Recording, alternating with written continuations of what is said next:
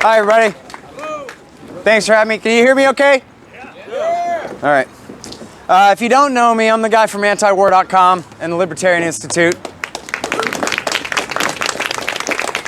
Except that I got a disclaimer here, which is that both of those are 501c3 nonprofit organizations, so they don't have a thing to do with me speaking to you here tonight.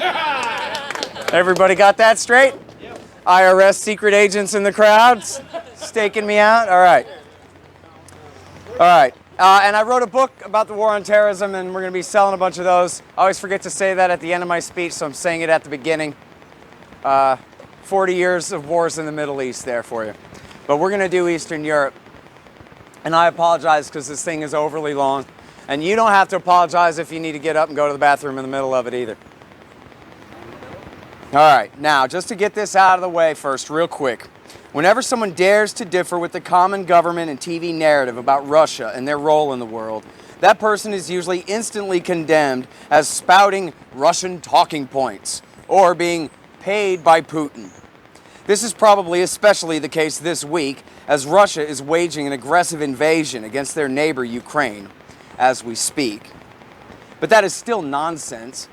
Where would a Texan obtain these talking points? Are they true? Back in the days of the communist Soviet Union, there were some Americans, many fewer than supposed, and no true danger, but still there were some Americans who shared an ideological affinity and loyalty to communism and the Soviet government. But there is just nothing whatsoever comparable to that in the United States today. A cult of Vladimir Putin? Where? Oh, I lost my place. There it is. Certainly, it's not in either major party, nor within liberalism, progressivism, socialism, conservatism, populism, libertarianism, or any other broad-based political movement in America. Putin is no charismatic communist leader of the Fourth International. He's a center-right Republican, essentially, tied closely to certain business oligarchs. His flag is red, white, and blue. His religion is Christian. We've already got all of that. Why would we need a cult of a foreign power or leader to find some conservatives to worship? And he speaks quietly. There's not one single faction of any significance, or maybe at all, anywhere in this country that favors Russia or puts Russian interests first. It just doesn't exist. The people who claim that do so in order to avoid having to deal with the other side of the story at all. Or they're just dumb. And so why would we contradict the common narrative? Because our government lies, and the truth is important. 20 years ago began the push to lie us into war with Saddam Hussein's Iraq. The most important aspect of it was the way they tried to controversialize critical thinking. Those who contradicted the received wisdom were accused of being objectively pro-Saddam and his government. But the critics were 100% right, and the war party was lying the whole time. The lesson should have been that we will never let our government and media do that to us ever again. But it keeps happening. As Stephen M. Walt of Harvard University and leader of the so-called realist school of foreign policy wrote last week, quote, "Strategic empathy isn't about agreeing with an adversary's position. It's about understanding it so you can fashion an appropriate response," end quote. Now, on February 22nd, Russian President Vladimir Putin recognized the supposed independence of the Donbass, the two breakaway provinces of Donetsk and Luhansk in far eastern Ukraine, and then sent so-called peacekeeping forces in to that territory. The next day, Russia launched a massive invasion of the rest of Ukraine. As of this morning, this afternoon, it is not clear if they intend to conquer all of the land east of the Dnieper River, all the way to Odessa in the southwest, or all of Ukraine, including the city of Lviv in the far west, and all the lands to the borders of Moldova, Romania, and Poland. There are some indications that Putin may agree to pull back to the Donbass if he can get the Ukrainian government to bend to his terms. The Russians control much of the east, but they have yet to begin their assault on Kiev. In his speech on the 22nd, Putin's argument about the dangers of Ukraine's independence went far enough to justify taking over the entire country permanently. To be perfectly clear, I condemn all of this, even considering what I am about to tell you about the U.S. government's role in precipitating this conflict, and taking into account Putin's legitimate concerns about the Donbass region. I think absorbing the Donbass in this way, much less conquering the rest of the country, was totally unnecessary and could end up leading to a wider war in Europe and worse reactions from nations all around. I think it was not just unconscionable, but completely unreasonable. I have a Twitter friend whose sister's life is in danger from the war right now. But the American hawks say this is all happening because Russian President Vladimir Putin is a megalomaniacal dictator bent on imperial expansion and becoming the next great Russian Tsar. No. It was unreasonable, but it was rational. A reaction. Understandable, not in the sympathetic sense, but in the strictly literal one. The responsibility for the invasion of Ukraine belongs to Putin, but the new Cold War it takes place within is primarily the responsibility of the U.S. government and its leaders over the last 30 years. And when I say 30 years, I mean it.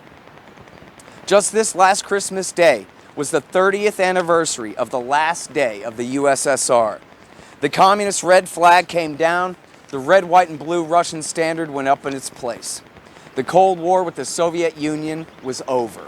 The evil empire was dead.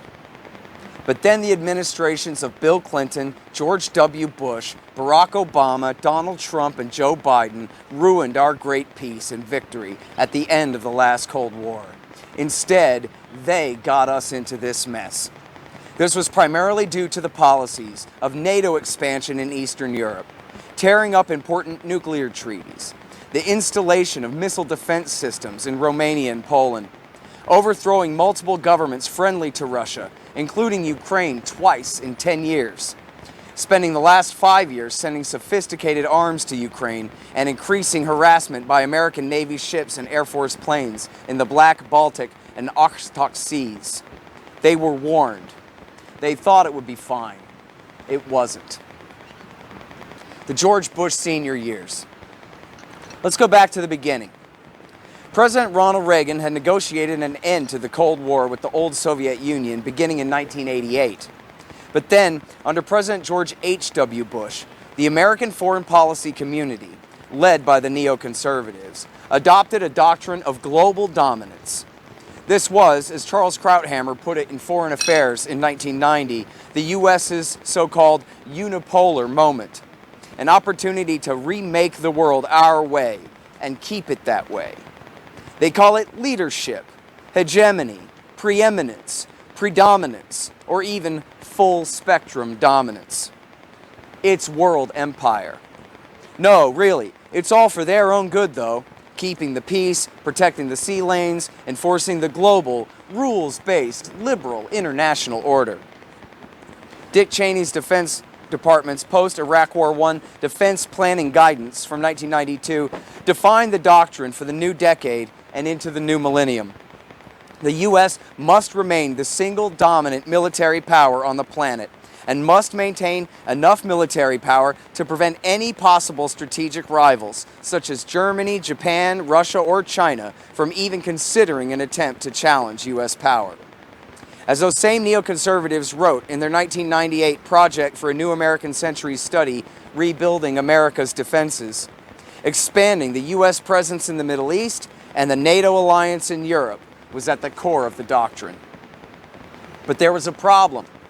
On February 9, 1990, President George H.W. Bush and his Secretary of State, James Baker III, promised Soviet Premier Mikhail Gorbachev that if the Soviet Union would withdraw their troops and allow German reunification under America's NATO military alliance, they would not expand it, as Baker put it, quote, 1 inch eastward beyond that. West German Chancellor Helmut Kohl, French President François Mitterrand, and British Prime Ministers Margaret Thatcher and later John Major all made the same promise. Of course, they have lied about it since, at various times claiming this pledge either never happened or doesn't count because it wasn't in writing.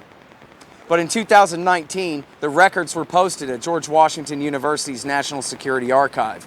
You can read the writing yourself. Just last month, at the end of February 2022, an American researcher found in the British National Archives a formerly secret document, minutes of a meeting with the political directors of the foreign ministries of America, the UK, France, and Germany on March 6, 1991, in which German Representative Jürgen Chobrog says, quote, "We made it clear in the 2+4 negotiations that we would not expand NATO beyond the Elbe. We therefore cannot offer NATO membership to Poland and the others," end quote.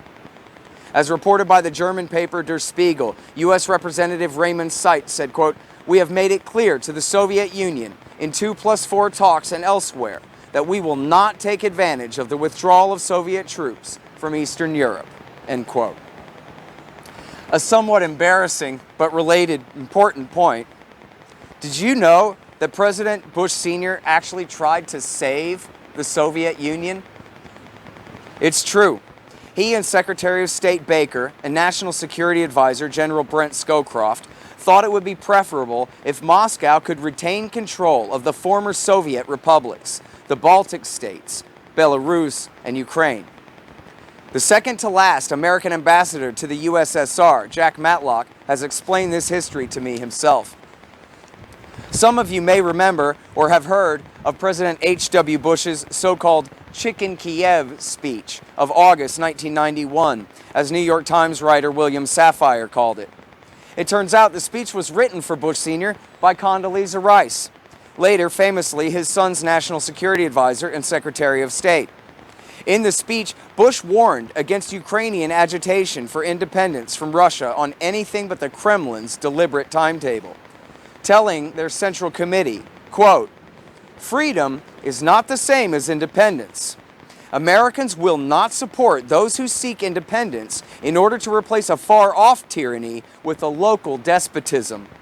They will not aid those who promote a suicidal nationalism based upon ethnic hatred," end quote. Though he was probably rightly mocked for trying to hold the USSR together in a new federation, rather than favoring its outright destruction. First, Bush's caution helped the Russian reformers to see the fall of the Soviet Empire through to the end, without the U.S. provoking unnecessary backlash against their effort. And second, this showed a recognition of potentially dangerous nationalist forces in Ukraine who could do themselves much more harm than good. Though Bush launched America's so-called New World Order of attempted global hegemony and our 30-year-long catastrophic war in the Middle East, it should be mentioned that President H.W. Bush, in one important way, handled the end of the Cold War in what you could say was even heroic fashion, by signing multiple treaties with the Soviets and then the successor Russian state to reduce both sides' stockpiles of nuclear weapons from the tens of thousands down to the much lower totals of today, including up until the very last days of his presidency. So he's got that going for him, at least. The Bill Clinton years. But the trouble started with Bill Clinton. He started expanding NATO in his second term. Poland, Hungary, and the Czech Republic were brought in 1999. Clinton and his advisors said that Russia wouldn't mind. Maybe they'll join. They created the NATO-Russia Council with a promise toward further integration. Then the Kosovo War of 1999 ended all of that talk for good. Of course, inviting Russia into NATO, creating essentially a one-world white army of the North, would have also been a disaster. But the alternative our government has chosen has been at least as bad. Now, many Cold War hawks, such as President Bush Sr.'s former National Security Advisor and close friend, General Brent Scowcroft, Bill Clinton's Secretary of Defense, William Perry, George Kennan, who had coined the containment policy back in the 1940s, and his rival, Paul Nitze, who had favored the more aggressive policy of Soviet rollback, Robert S. McNamara, notorious Secretary of Defense during most of the war in Vietnam, former CIA directors Admiral Stansfield Turner and Robert Gates, Ambassador Jack Matlock, Senators Daniel Patrick Moynihan, John Warner, Sam Nunn, and Bill Bradley. Anti-communist academics Richard Pipes and Edward Lutwak, and dozens more of the highest-ranking active and retired generals, admirals, and Foreign Service officers all warned Clinton not to go through with it. As the New York Times reported then, solid majorities of the State Department and Defense Department also opposed NATO expansion. Former Foreign Service officer Peter Van Buren confirmed that to me on my radio show yesterday. In an open letter signed by President Eisenhower's granddaughter Susan and 50 of these important foreign policy establishment leaders, they warned in part, quote, "The U.S.-led effort to expand NATO is a policy error of historic proportions. We believe that NATO expansion will decrease Allied security and unsettle European stability for the following reasons. In Russia, NATO expansion, which continues to be opposed across the entire political spectrum, will strengthen the non-democratic opposition, undercut those who favor reform and cooperation with the West, bring the Russians to question the entire post-Cold War settlement, and galvanizing resistance in the Duma to the START II and III treaties. In Europe, NATO expansion will draw a new line of division between the ins and the outs, foster instability, and ultimately diminish the sense of security of those countries which are not included. In NATO expansion, which the alliance has indicated is open-ended, will inevitably degrade NATO's ability to carry out its primary mission and will involve U.S. security guarantees to countries with serious border and national minority problems and unevenly developed systems of democratic government."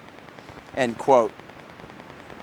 President Clinton had said they would build and secure a new Europe, peaceful, democratic, and undivided at last. But he wasn't uniting Europe. He was re-dividing it. Ambassador Matlock warned that if you exclude Russia from the expanded alliance, it would necessarily be against them. Here, the Cold War had already been over 2 years before the final end of the USSR, and the USA was already on the path to restarting it again. Kennan wrote in the New York Times in 1997, quote, "Expanding NATO would be the most fateful error of American policy in the entire post-Cold War era. Such a decision may be expected to inflame the nationalistic, anti-Western, and militaristic tendencies in Russian opinion, to have an adverse effect on the development of Russian democracy, to restore the atmosphere of the Cold War to East-West relations, and to impel Russian foreign policy in directions decidedly not to our likings."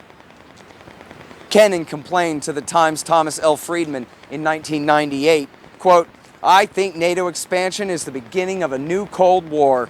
I think the Russians will gradually react quite adversely, and it will affect their policies. I think it is a tragic mistake. There was no reason for this whatsoever. No one was threatening anybody else. This expansion would make the founding fathers of this country turn over in their graves.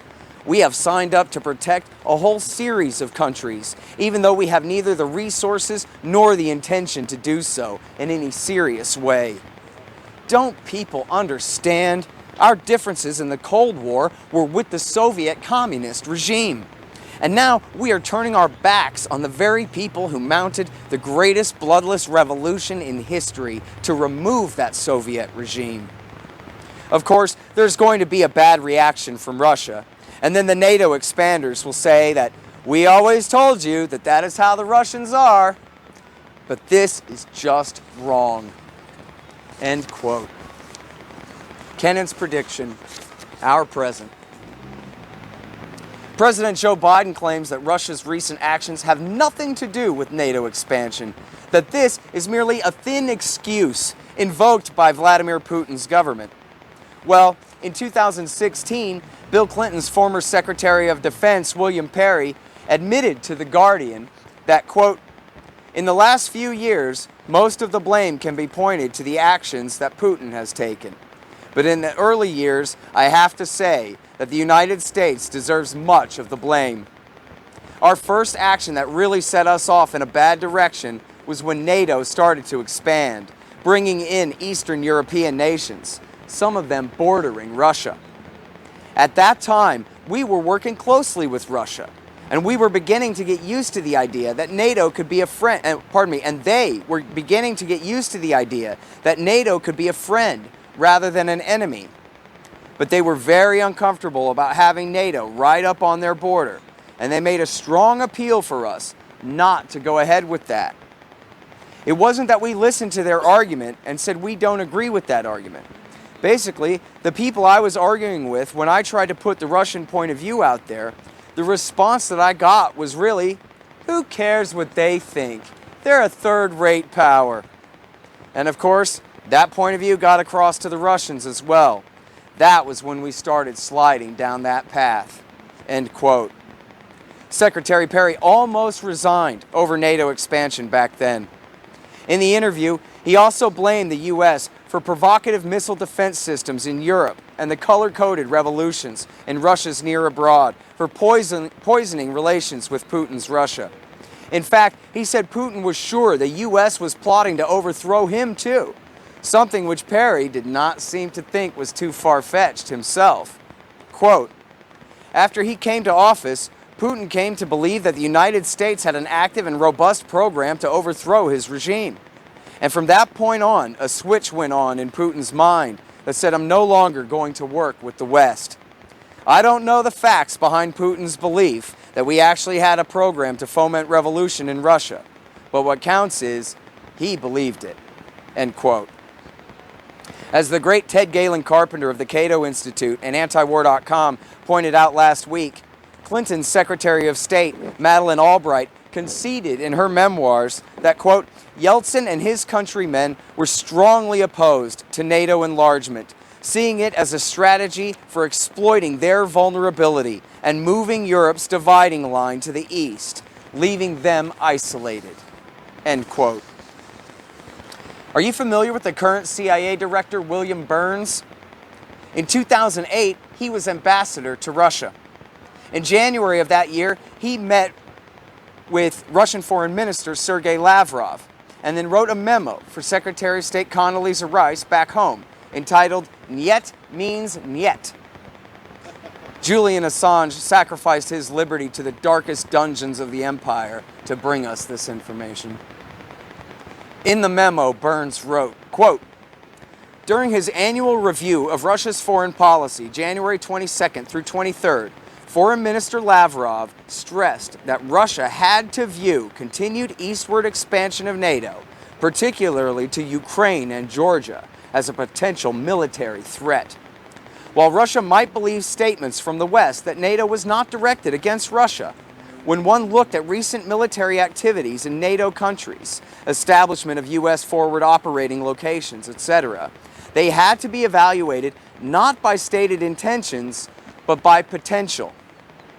Lavrov stressed that maintaining Russia's, quote, sphere of influence in the neighborhood was anachronistic, and not acknowledging that the U.S. and Europe had, quote, legitimate interests in the region. But, he argued, while countries were free to make their own decisions about their security and which political military structures to join, they needed to keep in mind the impact on their neighbors. Ukraine and Georgia's NATO aspirations not only touch a raw nerve in Russia, they engender serious concerns about the consequences for stability in the region. Not only does Russia perceive encirclement and efforts to undermine Russia's influence in the region, but it also fears unpredictable and uncontrolled consequences which would seriously affect Russian security interests. Experts tell us that Russia is particularly worried that the strong divisions in Ukraine over NATO membership, with much of the ethnic Russian community against membership, could lead to a major split, involving violence, or at worst, civil war. In that eventuality, Russia would have to decide whether to intervene, a decision Russia does not want to have to face, end quote. Burns elaborated further in his memoir, The Back Channel, that he had noted as far back as 1995 that, quote, hostility to early NATO expansion is almost universally felt across the domestic political spectrum here, end quote. In another memo to Secretary of State Condoleezza Rice in 2008, Burns wrote that, quote, Ukrainian entry into NATO is the brightest of all red lines for the Russian elite, not just Putin. In more than 2.5 years of conversations with key Russian players, from knuckle draggers in the dark recesses of the Kremlin to Putin's sharpest liberal critics, I have yet to find anyone who views Ukraine in NATO as anything other than a direct challenge to Russian interests. Burns also wrote to Rice that it would be, quote, hard to overstate the strategic consequences, end quote, of bringing Ukraine into NATO, and warned that, quote, it will create fertile soil for Russian meddling in Crimea and eastern Ukraine, end quote. Over and over, we see that not just the guys at antiwar.com and the Cato Institute, but many of the grayest and supposedly wisest of all the graybeards at the Council on Foreign Relations, academia, at the State and Defense Departments, warned from the 1990s up into recent times in the strongest language available what was likely to happen. Some would prefer we forget all that and simply presume, as TV does, that history began this morning and none of this matters. But that would be foolish, because it does matter, obviously very much. On top of the insult and danger of Western incorporation of former Warsaw Pact states into the NATO alliance was the, quote, shock therapy economic policy of the so-called Harvard boys, Larry Summers, Jeffrey Sachs, David Lipton, and Robert Rubin, which totally destroyed the Russian economy. Instead of being a good sport at the end of a world historical peaceful victory, the U.S. under Bill Clinton just kept kicking them while they were down. All at once, these so-called Harvard boys abolished all subsidies and price controls in the formerly completely communist economy, induced hyperinflation, destroying all available capital for real investment, and then used so-called voucher and loans for shares schemes that handed over entire industries to connected gangsters and oligarchs. The consequences for the economy and civilian population were beyond severe. They were devastated. Life expectancy fell by double digits across the country. Just imagine the fall of a communist regime and economy leading to the lowering of life expectancy by more than 10 years across the entire population. That was the result of the corruption and bad faith of the American neoliberal advisors Bill Clinton sent to Russia. The September 1999 congressional testimony of former Wall Street Journal reporter Ann Williamson explains the full scale of the tragedy and how they got away with it. I just interviewed her about it 2 weeks ago, in fact. American journalist Matt Taibbi, who then lived in Russia, recently wrote, quote, the oligarch class was formalized in a stroke via a deal brokered at Davos, Switzerland in 1996. A handful of businessmen would be handed the loans for shares gifts in exchange for a promise to fund Yeltsin's campaign against the communists. The bankers had reason to worry. No less a source than Canada's current finance minister and former Financial Times writer Chrystia Freeland reported that they'd been warned by George Soros. Soros, Freeland said, told the oligarchs that Yeltsin, who initially polled at 7% nationally, would lose in 1996 to communist Gennady Zyuganov, who would certainly retake their riches. Boys, your time is up, Soros reportedly said. Instead of fleeing, they agreed to throw their weight behind Yeltsin, putting the West-friendly Chubais in charge of the campaign. My good friend Leonid Krukhtov was fired from Investia for reporting on the fee Chubais was paid for this service, an interest-free $3 million loan given by Stolchnary Bank, end quote.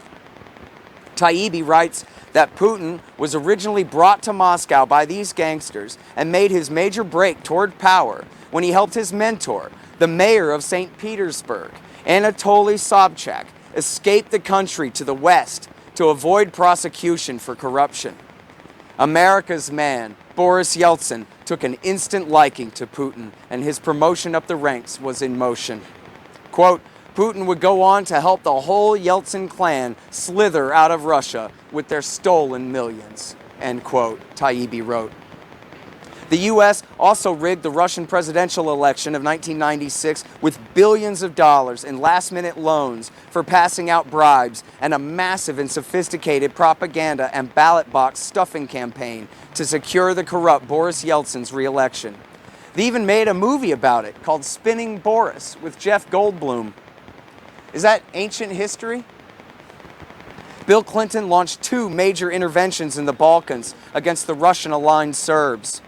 The New World Order died in 1999 when Clinton decided to launch his so-called victory lap Kosovo war to celebrate his acquittal on his impeachment charges in the U.S. Senate, in a war in which he sided with the bin Ladenite-tied Kosovo Liberation Army, KLA, against Serbia to break off the province of ethnic Albanian-dominated Kosovo, which W. Bush officially recognized in 2008.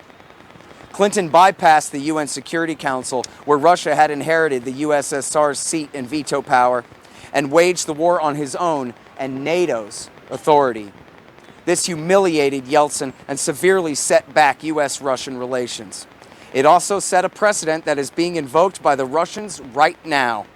Where an ethnic minority is claiming persecution, a great power can move right in and change their sovereign status with unilateral force. The so-called international law be damned.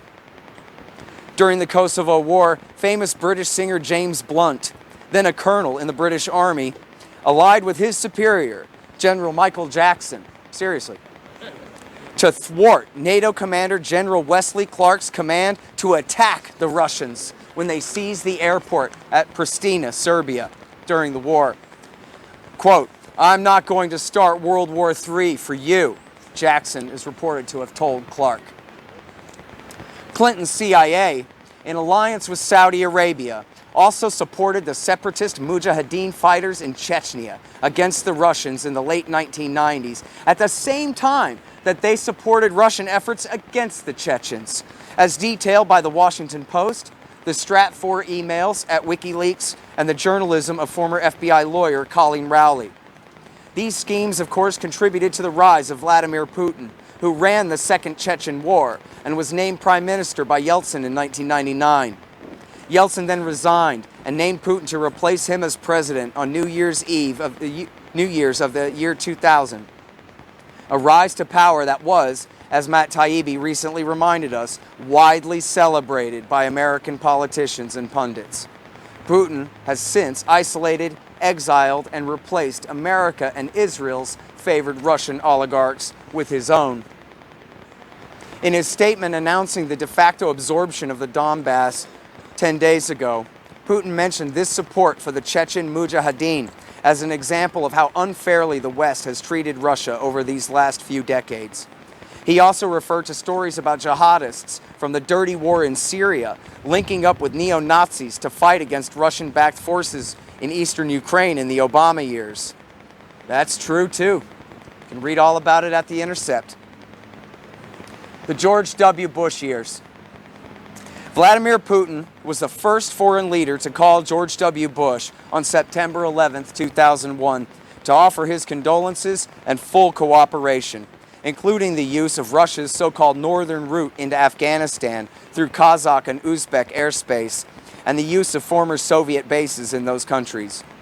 Putin is said to have spent considerable political capital facing down critics on his right in Russian politics and the military to do so. Bush turned right around 3 months later and announced American withdrawal from the Anti-Ballistic Missile Treaty and plans to put defensive missiles in Poland and radars in the Czech Republic. Attempting to avoid the obvious, the president claimed that these were to protect Poland from ballistic missile attack from Iran. When Bush said this at a NATO or G8 meeting in Europe, I'm sorry I couldn't find it, but I swear I do remember this, the others all just busted out laughing in spite of themselves. Instead, these missiles dangerously tipped the balance of mutually assured destruction toward one of potential first strike capability. This is, of course, considered a major threat by Russia. Bush's government also launched a project of what are called the color-coded revolutions, primarily against Russian-leaning states in their near abroad. These are essentially U.S. coup d'etats, disguised as fake revolutions, backed by the CIA, National Endowment for Democracy, NED, and friendly, supposedly private NGOs like Otpor. This trend started in the Bill Clinton years with mixed success in Albania in 1996, Montenegro and Croatia in 1997, Slovakia and Armenia in 1998, and Serbia in the year 2000. Bush brought the successful Serbian template to Georgia with the Rose Revolution in 2003, the Orange Revolution in Ukraine in 2004, the failed Denim Revolution in Belarus in 2005, the short-lived Tulip Revolution in Tajikistan in 2005, and the failed Cedar Revolution in Lebanon in 2005, as well as the disastrous Green Revolution in Iran during Obama's presidency in 2009. In the 2004 Orange Revolution in Ukraine, the U.S. helped to overthrow the elected president Viktor Yanukovych, who actually had just won the election, wasn't president yet, from the Russian-leaning Party of Regions in favor of the Western-leaning Viktor Yushchenko and his allies, such as the so-called gas princess, Yulia Tymoshenko. The Bush government also continued further NATO expansion into Eastern Europe in violation of his father's promise, bringing 7 more countries into the alliance. The former Warsaw Pact nations of Bulgaria, Romania, Slovakia, and Slovenia, and the Baltic states, Estonia, Latvia, and Lithuania, the latter 3 actual former Soviet so-called republics, the former 2 of which share a border with Russia. When the former 4 states were added to NATO in 2004, the New York Times wrote that, quote, "To Russia at least, the meaning is clear. The alliance still views it as a potential enemy rather than a partner." The lower house of Russia's parliament, end quote, pardon me. The lower house of Russia's parliament passed a resolution denouncing the stationing of F-16s in the Baltics. Quote, "Russian politicians and commanders have vowed to increase their forces in Kaliningrad and northwestern Russia in response," the Times wrote.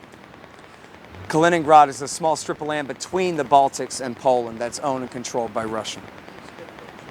The presence of American soldiers on our border has created a kind of paranoia in Russia, Foreign Minister Sergei Lavrov told the AFP in April. That August, Defense Minister Sergei Ivanov complained that F-16s stationed in Latvia were, quote, "a 3-minute flight away from St. Petersburg," end quote. He complained to W. Bush's Defense Secretary Donald Rumsfeld that, quote, "we cannot understand how these 4 planes can intercept Al-Qaeda, the Taliban, or anything else. The only thing they can intercept is a mythical Soviet threat," end quote. In 2008, Bush announced America's intention to include Ukraine and Georgia into the alliance. Thus far, Germany, France, and Circumstance have refused to allow it. NATO membership is a war guarantee. The people in charge act as though it's just an invite to a fancy cocktail party for powerful international government socialites. Instead, it is a mutual defense pact. President Bush's right-hand man and former National Security Advisor Brent Scowcroft opposed NATO expansion in the 1990s. He later explained that one major reason for it was that the Americans wanted to see Eastern Europe integrated with the West. Though he believed the European Union was the best vehicle for this, he said the French and the Germans were more reluctant.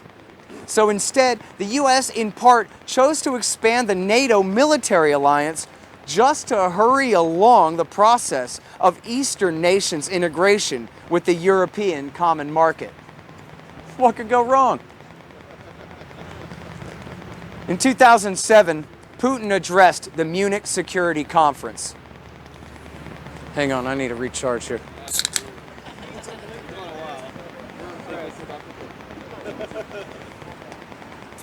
In 2007, Vladimir Putin addressed the Munich Security Conference, telling them, quote, "I think it is obvious that NATO expansion does not have any relation with the modernization of the alliance itself or with ensuring security in Europe. On the contrary, it represents a serious provocation that reduces the level of mutual trust. And we have the right to ask, against whom is this expansion intended? And what happened to the assurances our Western partners made after the dissolution of the Warsaw Pact? Where are those declarations today? No one even remembers them. But I will allow myself to remind this audience what was said.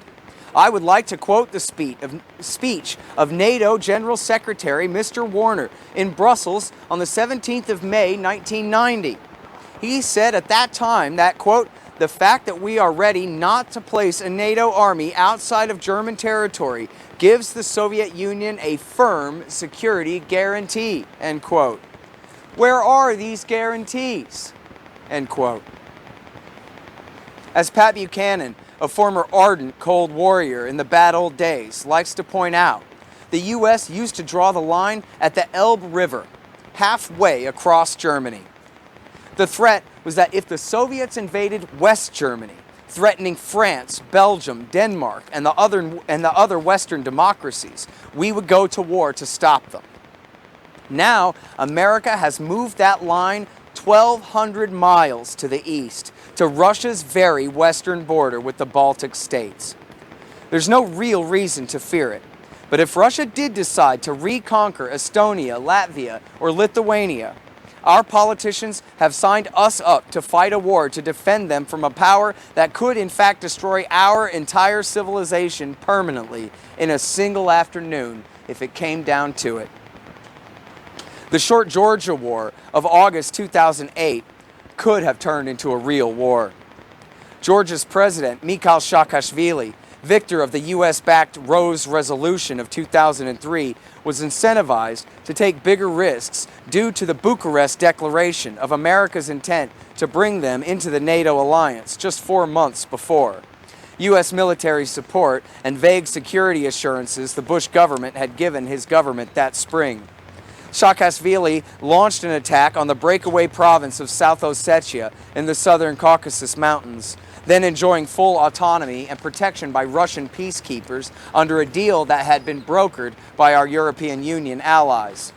The Russians, suffering casualties in the initial assault, quickly struck back, destroying Georgia's invading force and securing South Ossetia's independence from Georgian rule. By the way, they lied for months about this, claiming that Russia had started that war and just outright invaded Georgia for no reason, when the fact is, as it was reported at the time that night as the war began, that Georgia had started it. And in late November 2008, after the election, the New York Times finally ran an article admitting that they'd lied all along about that. I saw a guy in my YouTube comments say I was wrong. No, you're wrong. Saakashvili started that war, that's a fact. During that conflict, Vice President Cheney reportedly proposed missile strikes against the Russian troops coming through the Roki Tunnel under the Caucasus Mountains. Luckily, the much wiser George W. Bush had decided better than to listen to Dick Cheney by that late date. Imagine Georgia, this tiny, weak nation in the southern Caucasus, between the Black and Caspian Seas, being included in the North Atlantic Treaty Organization.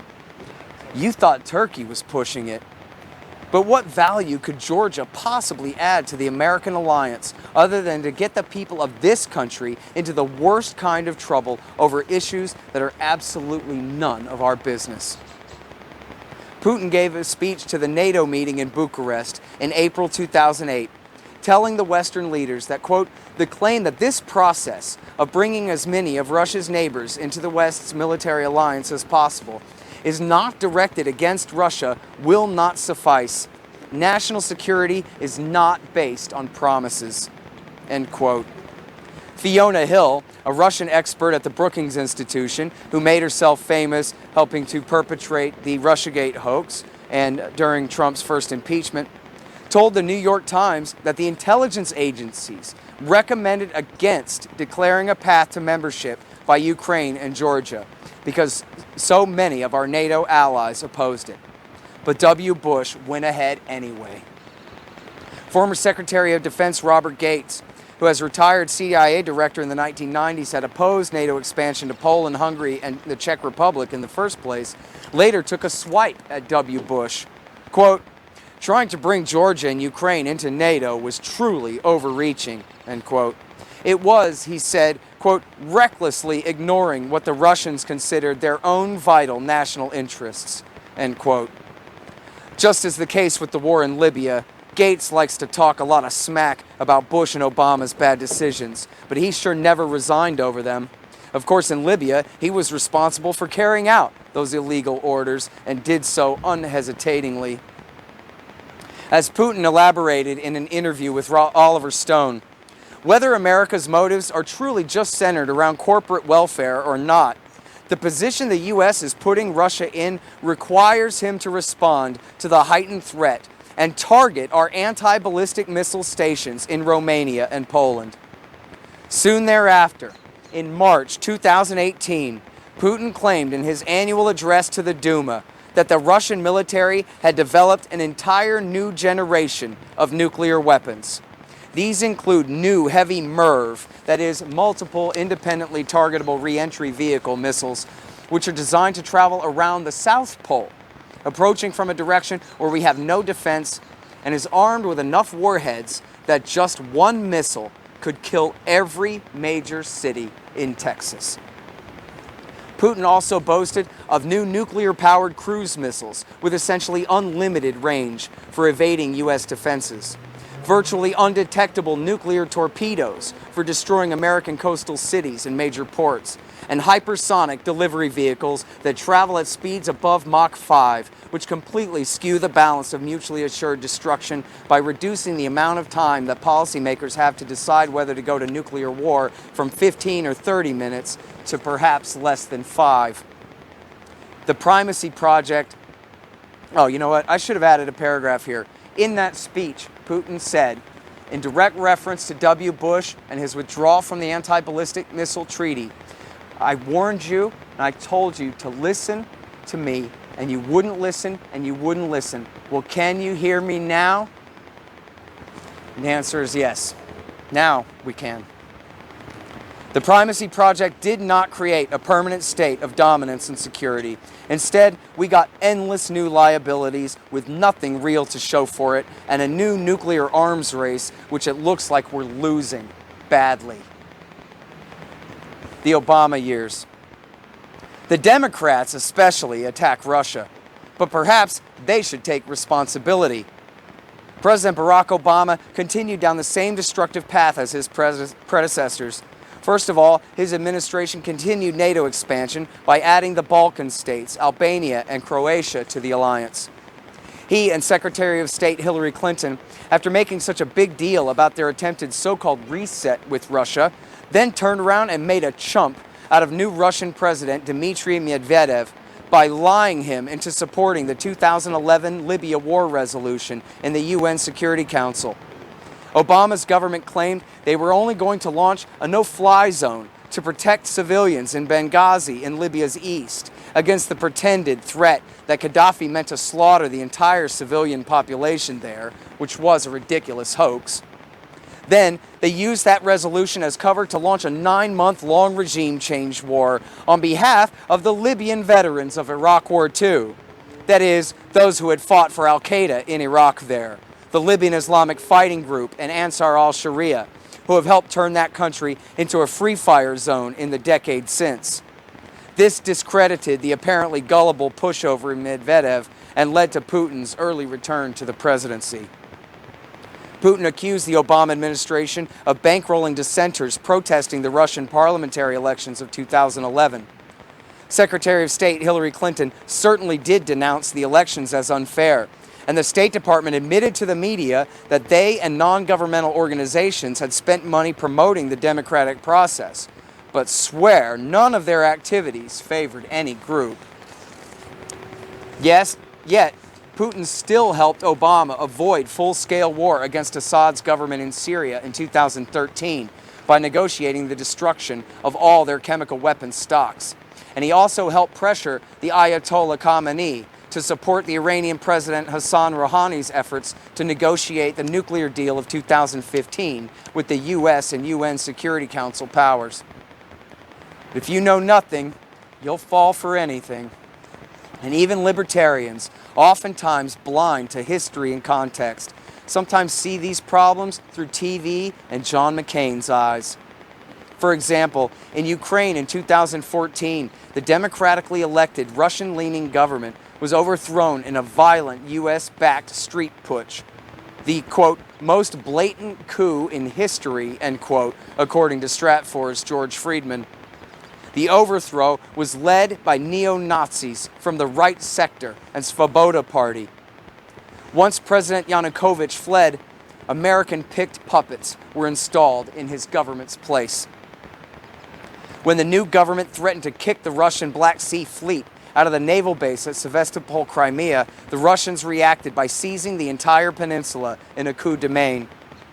When ethnic Russian separatists occupied government buildings in Donetsk and Luhansk, refusing to recognize the authority of the new coup regime, Kiev attacked, and Moscow responded by sending special operations forces to help the locals repel the assault. Freedom is being threatened by Russian aggression, the narrative went, which could not have been further from the truth. It was a battle over spheres of influence. Theirs is inside their own borders only, and even then, only for the time being. Ours is the entire sphere. As National Endowment for Democracy head Carl Gershman threatened in the Washington Post in September of 2013, just as the US-backed Ukrainian Maidan movement was getting started, quote, Russians too face a choice, and Putin may find himself on the losing end, not just in the near abroad, but within Russia itself, end quote. Now, it is certain that the very worst things that Russia has done in this century has been their involvement in the wars in Ukraine and Syria. But it is important to note that, first of all, in both cases, the US started it, not Russia. Again, in Ukraine, Putin sent deniable special operations types into the eastern Donbass region to help defend it. Like that or not, up until the end of February 2022, for 8 years, they did not invade the country with any conventional force or take any territory in the east. When the Donbass region held a referendum and voted to ask to join the Russian Federation in February 2015, Putin refused. He would only help them to maintain their autonomy from the hostile regime in Kiev. More than 14,000 people were killed in the 2014-15 war there and in the low-level fighting which has continued between then and now. But the vast majority, approximately 80% of these, were Ukrainian civilians and militia fighters killed by the Kiev government, not pro-regime Ukrainians killed by separatists or Russian invaders. Never mind the truth. The narrative is what counts on TV. Except in this case, there's hardly even a narrative at all. Just the endlessly repeated slogans, Russian aggression and Russian seizure of Crimea, without any explanation or context. Well, here is some context on the subject of Putin's annexation of Crimea in 2014. Russia won the Crimean Peninsula away from the Turks back in 1783. The same year that Benjamin Franklin and John Adams negotiated America's peace with Great Britain after the Revolutionary War, 4 years before our Constitution had even been written. It is part of Russia like Virginia is part of the USA. Think about how important West Point is to New Yorkers or the Alamo to Texans. The Russians lost more than 200,000 soldiers fighting to keep Crimea out of the hands of the Germans and Romanians in World War II. Plus, it's their only year-round warm water port and home of their Black Sea Fleet. You could see why they consider it important. Try to take San Diego from the USA and see what happens. The only reason Crimea was under Ukrainian control at all was because former Soviet First Secretary and Premier Nikita Khrushchev gave it to them by decree in 1954 in order to shore up Ukrainian support for his rise to power after the death of dictator Joseph Stalin. At that point, it made no difference since they were all answerable to the Kremlin first anyway. The population in Crimea is something like 60% Russian, 15% Turkic Tatars, and 25% Ukrainians. In the generation between the fall of the Soviet Union and the events of the last decade, Crimea had maintained a great deal of autonomy from the central government in Kiev. But after the 2014 coup, 3 former Ukrainian presidents signed a letter demanding that Russia be expelled from the naval base at Sevastopol, where they had maintained a naval presence on lease after the end of the Cold War.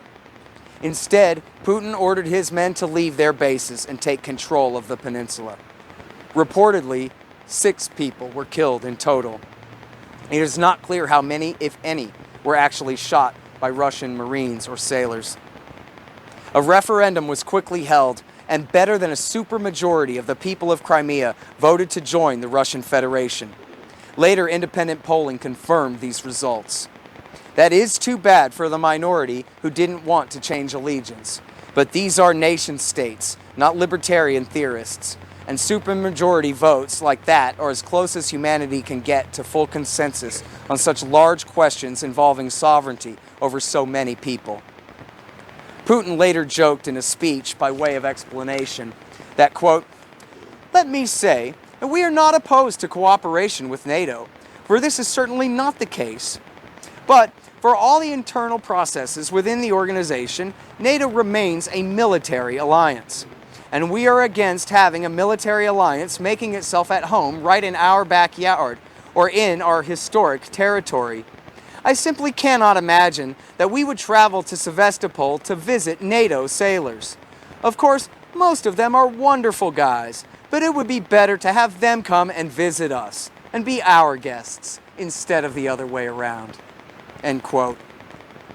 President Obama himself told CNN's Fareed Zakaria, quote, "Mr. Putin made this decision around Crimea and Ukraine not because of some grand strategy, but essentially because he was caught off balance by the protests in the Maidan and Yanukovych then fleeing after we had brokered a deal to transition power in Ukraine."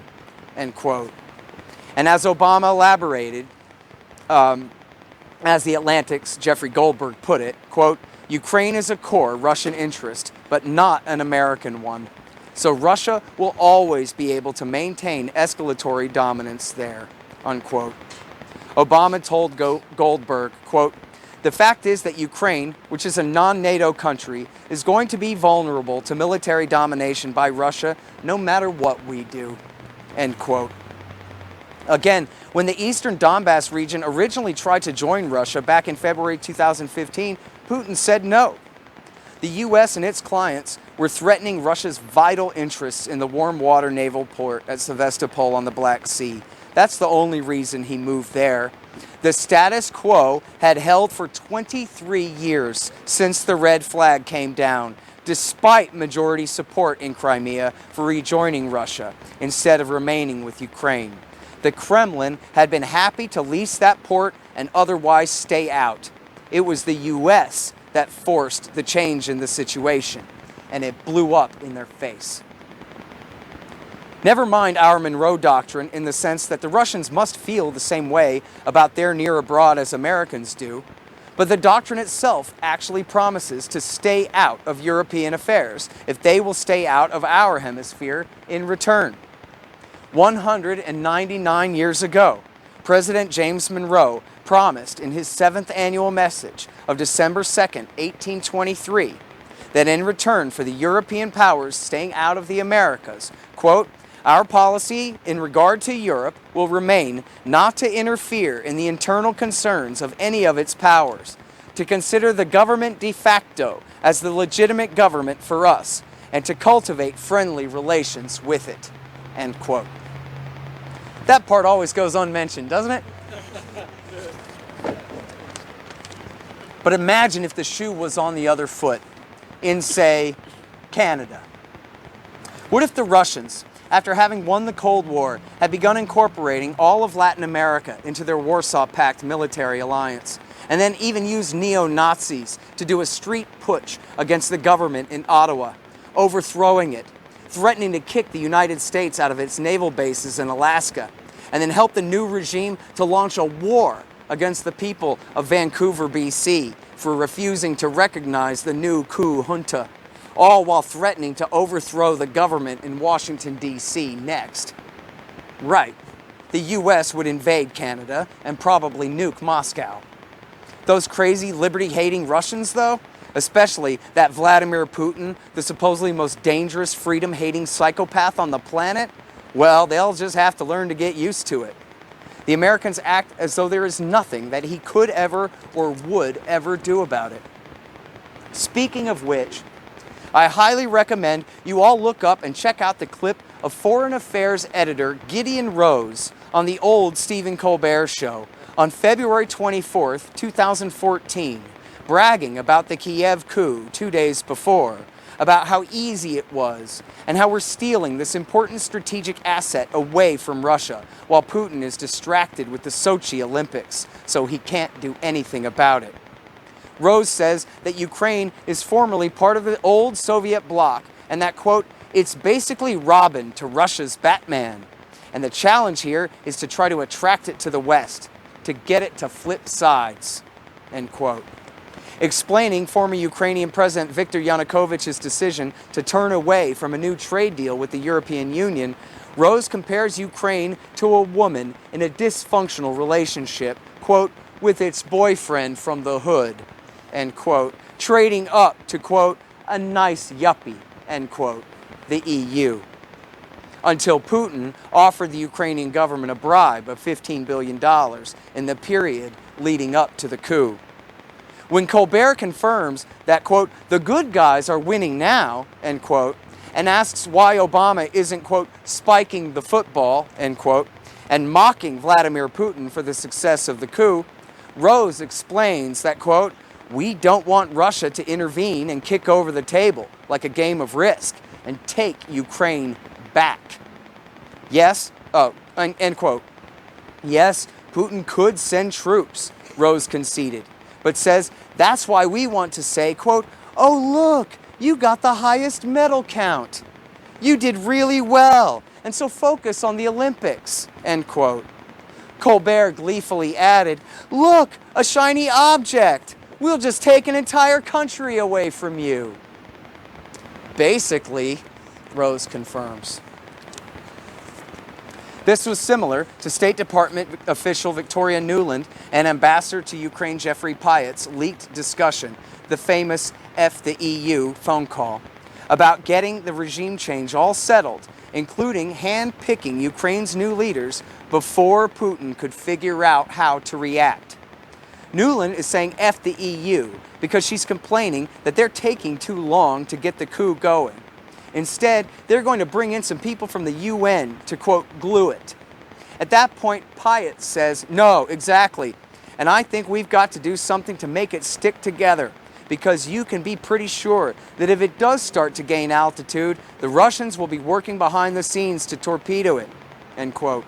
So we've got to hurry up and, quote, midwife this thing, he says. Just as in Iraq, Libya, Syria, and Afghanistan, the hawk's hubris is unparalleled and is constantly their undoing. By the way, Nuland responded to Pyatt that she just heard from then Vice President Biden's then and current National Security Advisor, Jake Sullivan, that Biden is, quote, willing, and that she is going to arrange a conference call between him and the new pending regime so that he can give them a, quote, attaboy, and, quote, get the deets to stick. 7 months later, Putin threatened European Commission President José Manuel Barroso, an Italian, that, quote, if I wanted to, I could take Kiev in 2 weeks, end quote. Statements like these should have been taken much more seriously at the time. Again, enough mainstream foreign policy establishment types who said so before are still around to remind us. Even Thomas L. Friedman ran an I told you so in the New York Times, quoting his 1998 Kennan interview 2 weeks ago. The War Party always resorts to their Hitler and Chamberlain at Munich analogies, but they're bunk. Putin is much more like Hindenburg than Hitler. Maybe instead of kicking Weimar Russia while they're down after the end of Cold War I in such a Versailles Treaty fashion, we could be better sports and help them to cultivate their republic to stave off darker forces waiting for their chance to exploit a crisis. And on Russia's role in Syria, the various armed uprisings against the Assad regime in 2011 and 2012 would have been quickly destroyed by the regime there if the US, Saudi Arabia, Turkey, Qatar, and Israel had not intervened on behalf of the supposed revolution, which was very quickly dominated by the jihadist followers of Al-Qaeda in Iraq, Abu Musab al-Zarqawi's merciless terrorist group from Iraq War II. Instead, U.S. and Allied intervention on behalf of the bin Ladenites, motivated primarily by an animus against the Assad regime for its alliance with Shiite Iran, led directly to the rise of the Islamic State, which conquered western Iraq in 2014 and raised the real threat in 2015 that a combined assault against Damascus by advancing terrorist forces could lead to a fall of the regime. Only then, after Barack Obama, David Petraeus, Hillary Clinton, John Brennan, and John Kerry's treason threatened a final victory for Al-Qaeda and/or the Islamic State in the capital city, did Russia finally enter the war in late 2015. A secret recording of Secretary John Kerry admitting to this fact was leaked to the press in 2016. There's no excusing the massive civilian so-called collateral damage inflicted on the people of Syria by the Russian Air Force flying on behalf of their government. But again, none of this would have happened if the USA and its allies didn't create such a dangerous situation in the first place. And the rates of civilian casualties caused by their airstrikes were no greater than those caused by the U.S. and their coalition in the anti-ISIS war in Iraq and eastern Syria being waged at the very same time. As the expert Chris Woods from airwars.org has shown, it is population density below, not the type of munitions and technique used in dropping them, that determines civilian casualty rates from airstrikes. If you listen to them now, the hawks are all screaming that Russia has returned to the Middle East after 25 years. But since it's their fault, we shouldn't listen to them. Half the time, the same people boast that the Russians can't afford it and that we like to see them bogged down in an expensive fight far from home. By the way, all three major chemical attacks blamed on Bashar al-Assad's government in 2013, 2017, and 2018 were all hoaxes perpetrated by the bin Ladenites to try to increase U.S. support for their cause. In the latter two cases, they got it. In the first case, Russia brokered a deal to allow the Organization for the Prevention of Chemical Weapons, OPCW, to destroy Syria's chemical weapons stocks as a compromise to avoid war after Obama's foolish declaration of his red line for full-scale intervention there. The great journalist Robert Perry believed that this cooperation between Obama and Putin in 2013 was part of the reason why the neoconservatives pushed so hard for the coup of 2014 in Ukraine, to nip that growing relationship in the bud. All right, Dr. Pepper here for saying. Not the great journalist. Sure, he's a great guy though. The Donald Trump years. Donald Trump ran, for one thing, on the promise that he wanted to, quote, get along with Russia, end quote. Not that he had any real idea what issues divided the U.S. and Russia or what should be done about them. He simply possessed the completely pedestrian insight that the evil empire ceased to exist more than a generation ago, and that his predecessors' failures to forge a peaceful coexistence and partnership with Russia by this late date should be placed at their own feet. He also parroted former Secretary of State Henry Kissinger's advice that the U.S. should seek partnership with Russia to divide them from and use them against China, getting the answer half right for the wrong reason. But when Trump hired Paul Manafort, the lobbyist for foreign states who had worked for the previous Russian-leaning President Viktor Yanukovych in March 2016, they panicked. Never mind that Manafort, if anything, was serving American interests in attempting to persuade Ukrainian President Yanukovych and his party of regions to lean toward the US and EU and away from Russia. They had a narrative to run with.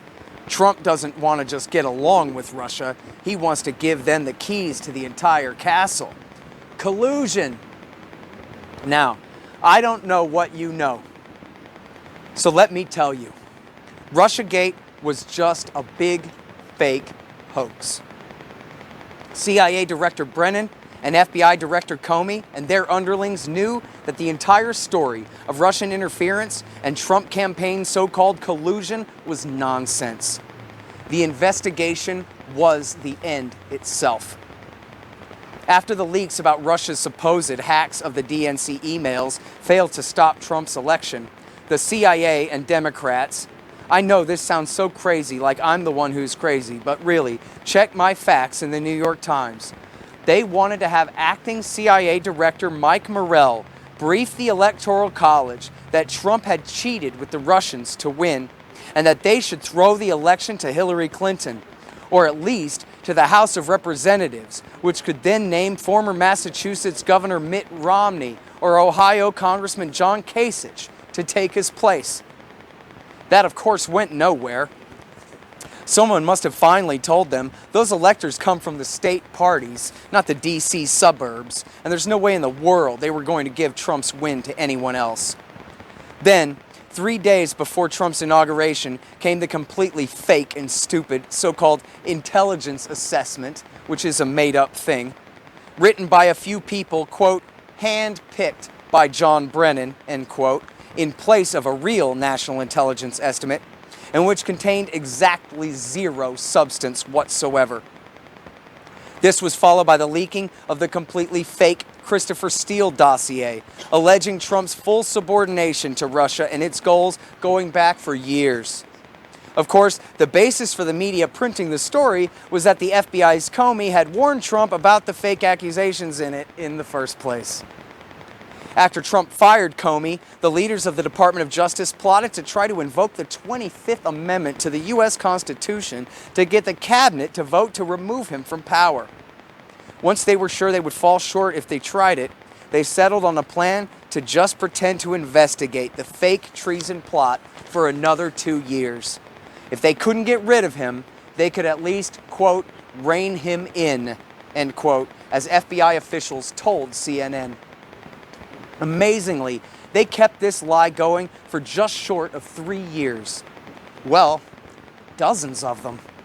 The DNC and Podesta email hacks, which they have never proven were done by Russia, and later admitted they have no proof of a chain of custody to WikiLeaks' Julian Assange. Manafort's supposed handling of Trump for Putin, which of course was never prosecuted because it was not true. George Papadopoulos and rumored emails stolen by Russia, which was revealed to all be an FBI-CIA setup of Papadopoulos in the first place. Carter Page's alleged deal to lift Russian sanctions. Yeah, sure, the Russians promised someone with no pull inside the Trump campaign a 19% ownership stake in Gazprom, the giant Russian government-owned oil firm, if only he would seize control of America's sanctions policy for them. It turned out, in the end, that Page was actually a loyal CIA asset, whom the agency had told the FBI was a solid guy and no traitor at all. The FBI censored this from their Foreign Intelligence Surveillance Court search warrant application against him, alleging a pretended belief that he was an agent of a Kremlin in order to keep the investigation going. An FBI lawyer named Kevin Kleinsmith was eventually convicted for this crime. Then there was Senator Sessions' substanceless meetings with the Russian ambassador in his office and a public speech, and General Michael Flynn's call with the Russian ambassador, which was spun as treason for Russia, when in reality he was asking a favor of them on behalf of Israel. Oops. Endless snipe hunts for P-tapes, which even Steele's sources admitted were made up.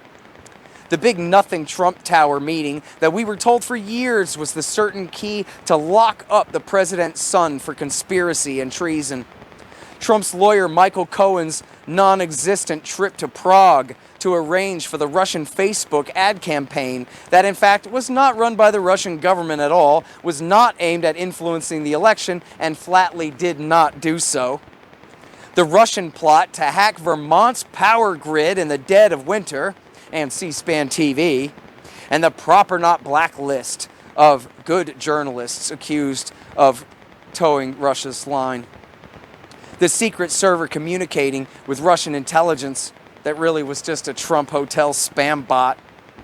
The pretty red-headed Russian gun rights activist, Maria Butina, who they ruthlessly smeared as a slut spy trading Republican secrets for sex, locked her in solitary confinement and forced her to plead guilty to failing to register as a foreign lobbyist, which, if truly a crime, would mean we can finally get to lock all of Washington, D.C. in prison like we always wanted. Don't forget the Russians' supposed invention of the Black Lives Matter movement to stir up those otherwise perfectly contented survivors of state violence, and the so-called Havana syndrome of psychosomatic, hysterical, weaponized cricket chirps at the U.S. Embassy in Cuba and around the world. Yeah, no, really.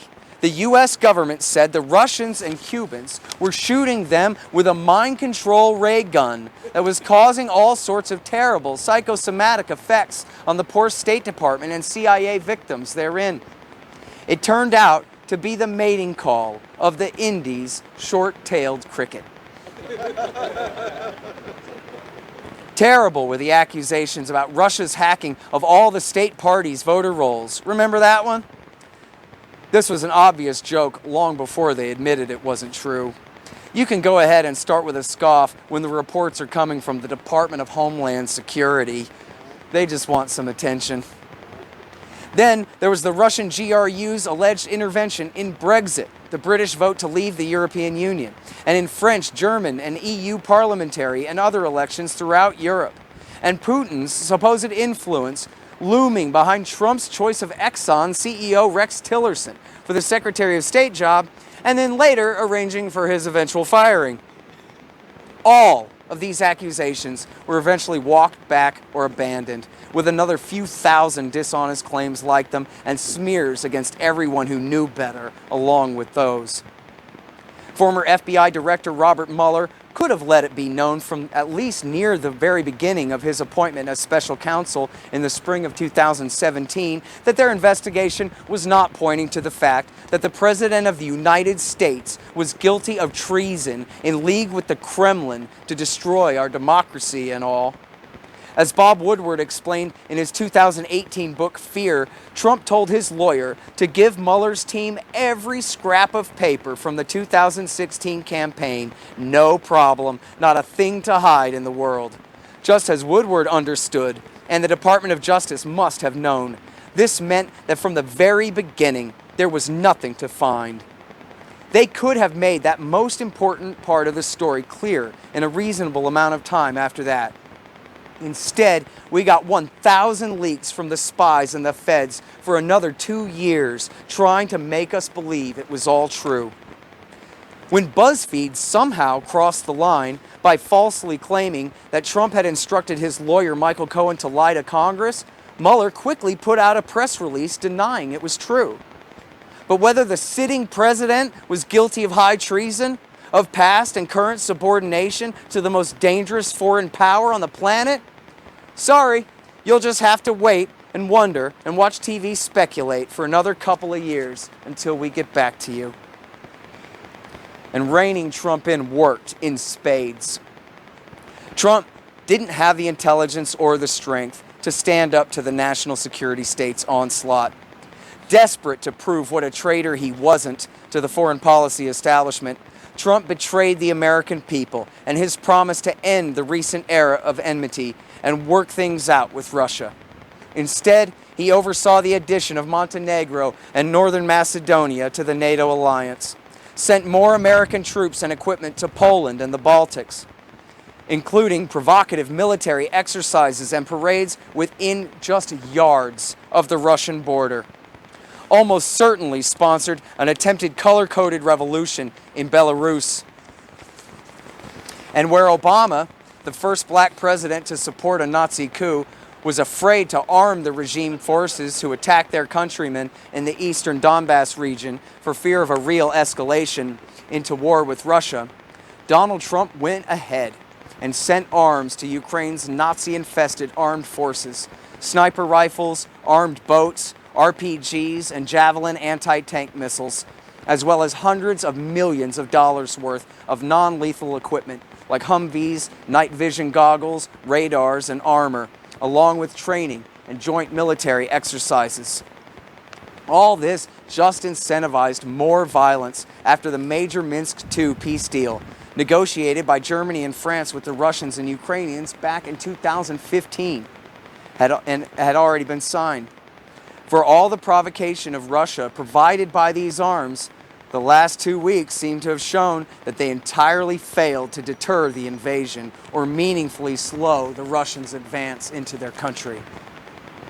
If you can believe it, the House of Representatives of the United States of America actually impeached President Trump over allegedly holding up part of one of these arms deals for a few days until he could generate some bad public relations for ex-Vice President Biden, who we know was intimately involved in the 2014 coup, and whose son got an in-name only job at a major Ukrainian gas company in the aftermath for a cool $85,000 per month.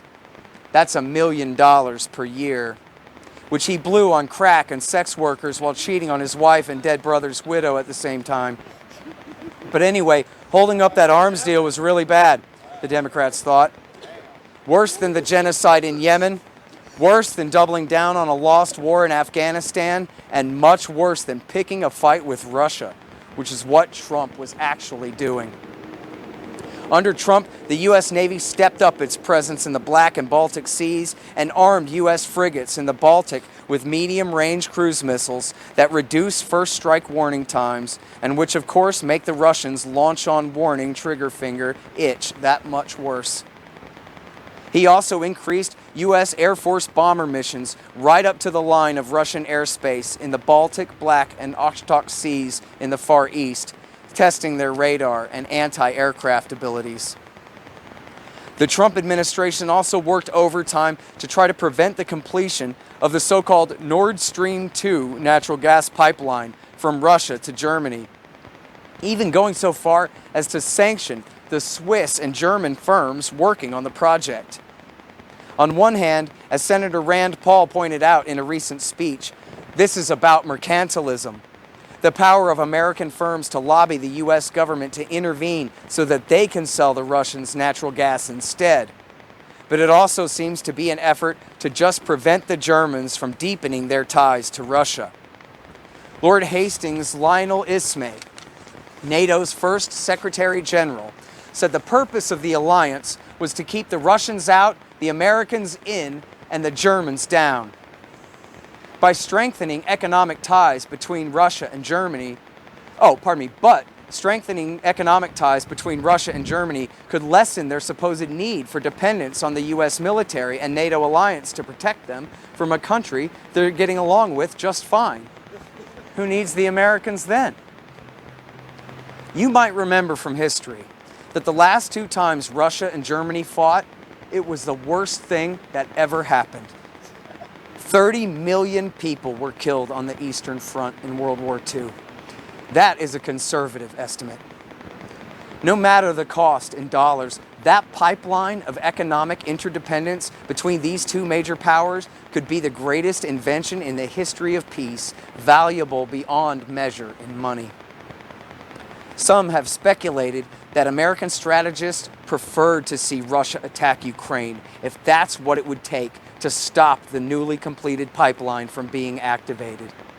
If so, and it seems to have worked, at least for now, the Germans have canceled the deal and joined the rest of the West's economic sanctions regime against Russia in response to the invasion.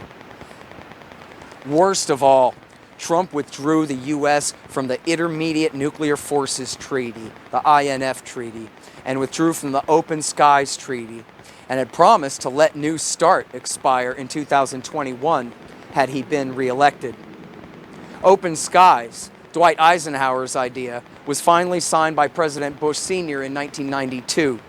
It allowed for aircraft overflights of the U.S. and Russia by each other's air forces for surveillance, so that each side could reassure themselves that the other was not mobilizing for war.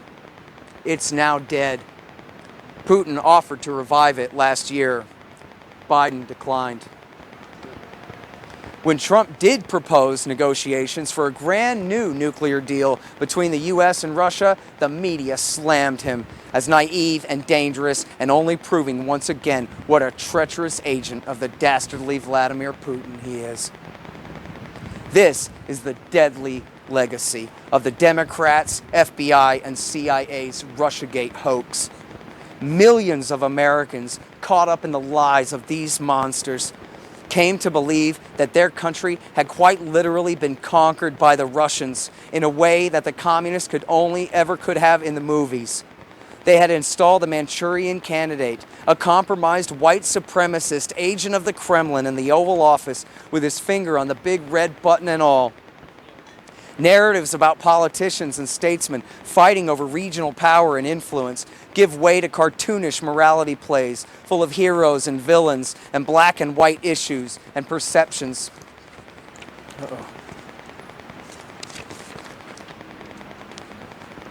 And perceptions taken about, pardon me, let me go back.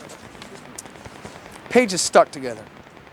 Narratives about politicians and statesmen fighting over regional power and influence give way to cartoonish morality plays full of heroes and villains and black and white issues and perceptions about Russia taken from appraisals of Nazi Germany back in the 1940s, but that just do not apply to Russia today. You cannot negotiate with evil, as Dick Cheney might say. An important note about the INF Treaty. The Mk-41 missile launchers that Obama installed in Romania and Poland are supposedly for firing defensive missiles, but they also fit medium-range Tomahawk cruise missiles, which can be tipped with hydrogen bombs. So the U.S. broke at least the spirit of the INF Treaty first. The same was true with the ships in the Baltic Sea, which also employ these possible dual-use launchers. Russia then developed some new missiles that probably also were in violation, but were only being used for deployment near Russia's frontier with China. But guess what? That's why the U.S. wanted out of the treaty too, so that they could deploy medium-range missiles against China. So instead of saying, hold on now, and trying to negotiate a continuation, this important Reagan-era treaty that kept medium-range nuclear missiles out of Europe for 30 years is now dead. More on that in a minute. Perhaps worst of all was Trump's 2018 nuclear posture review, which, like his official national security strategy, announced a return to so-called great power competition, specifically citing the alleged Russian so-called threat, and called for the development and deployment of more low-yield, usable nuclear bombs and missiles. More on those in a minute. He announced that the United States will not seek ratification of the Comprehensive Nuclear Test Ban Treaty, and even denounced the Non-Proliferation Treaty, which of course America signed back in 1968, promising to abolish our nuclear weapons stockpile completely, but is always ignored anyway. In the summer of 2020, the disgusting New York Times CIA stenographer Charlie Savage wrote a trash article reporting on the fact of the existence of an obviously fake rumor that the Russians were paying the Taliban to kill U.S. troops in Afghanistan. The truth is, there was no truth to this at all. The Russians pay the Taliban for the same reason the U.S. spent the last years of the war flying as their air force. They won the war and were a far better bet for fighting ISIS than the phony Afghan government the U.S. had created in Kabul. But the hoax was enough to preemptively cancel any attempt Trump might have made to pull the troops out that summer, a possibility his people had begun to float as a possibility earlier in the spring.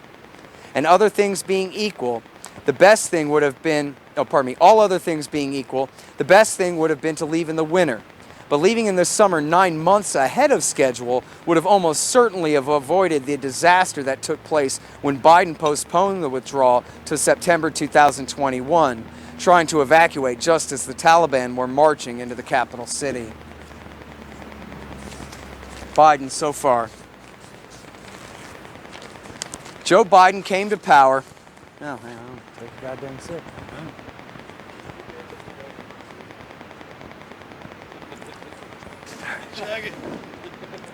Joe Biden came to power seemingly determined to increase tensions with Moscow.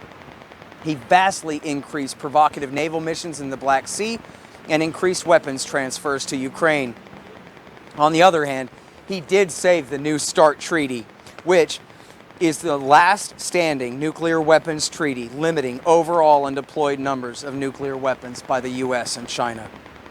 And he also finally gave up and lifted the sanctions on the firms building the Nord Stream 2 pipeline. Oh, what's that? Sorry, I spoke too soon. They're back on again. That didn't last very long. And as I said, it doesn't even matter since the Germans have now gone ahead and canceled the project in response to the invasion. Apologies to Jon Stewart out there somewhere for stealing his joke. Biden vowed to reinforce America's so-called sacred commitment to the NATO alliance in Europe to roll back Russia. Well, it has to be something.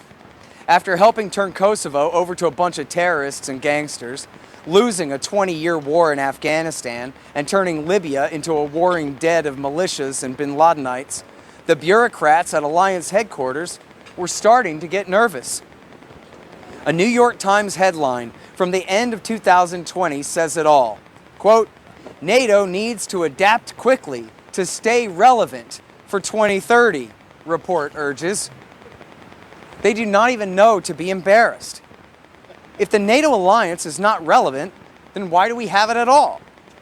And how can their mission be sacred when they had to hold an emergency study group to decide what it is? The answer they came up with? China.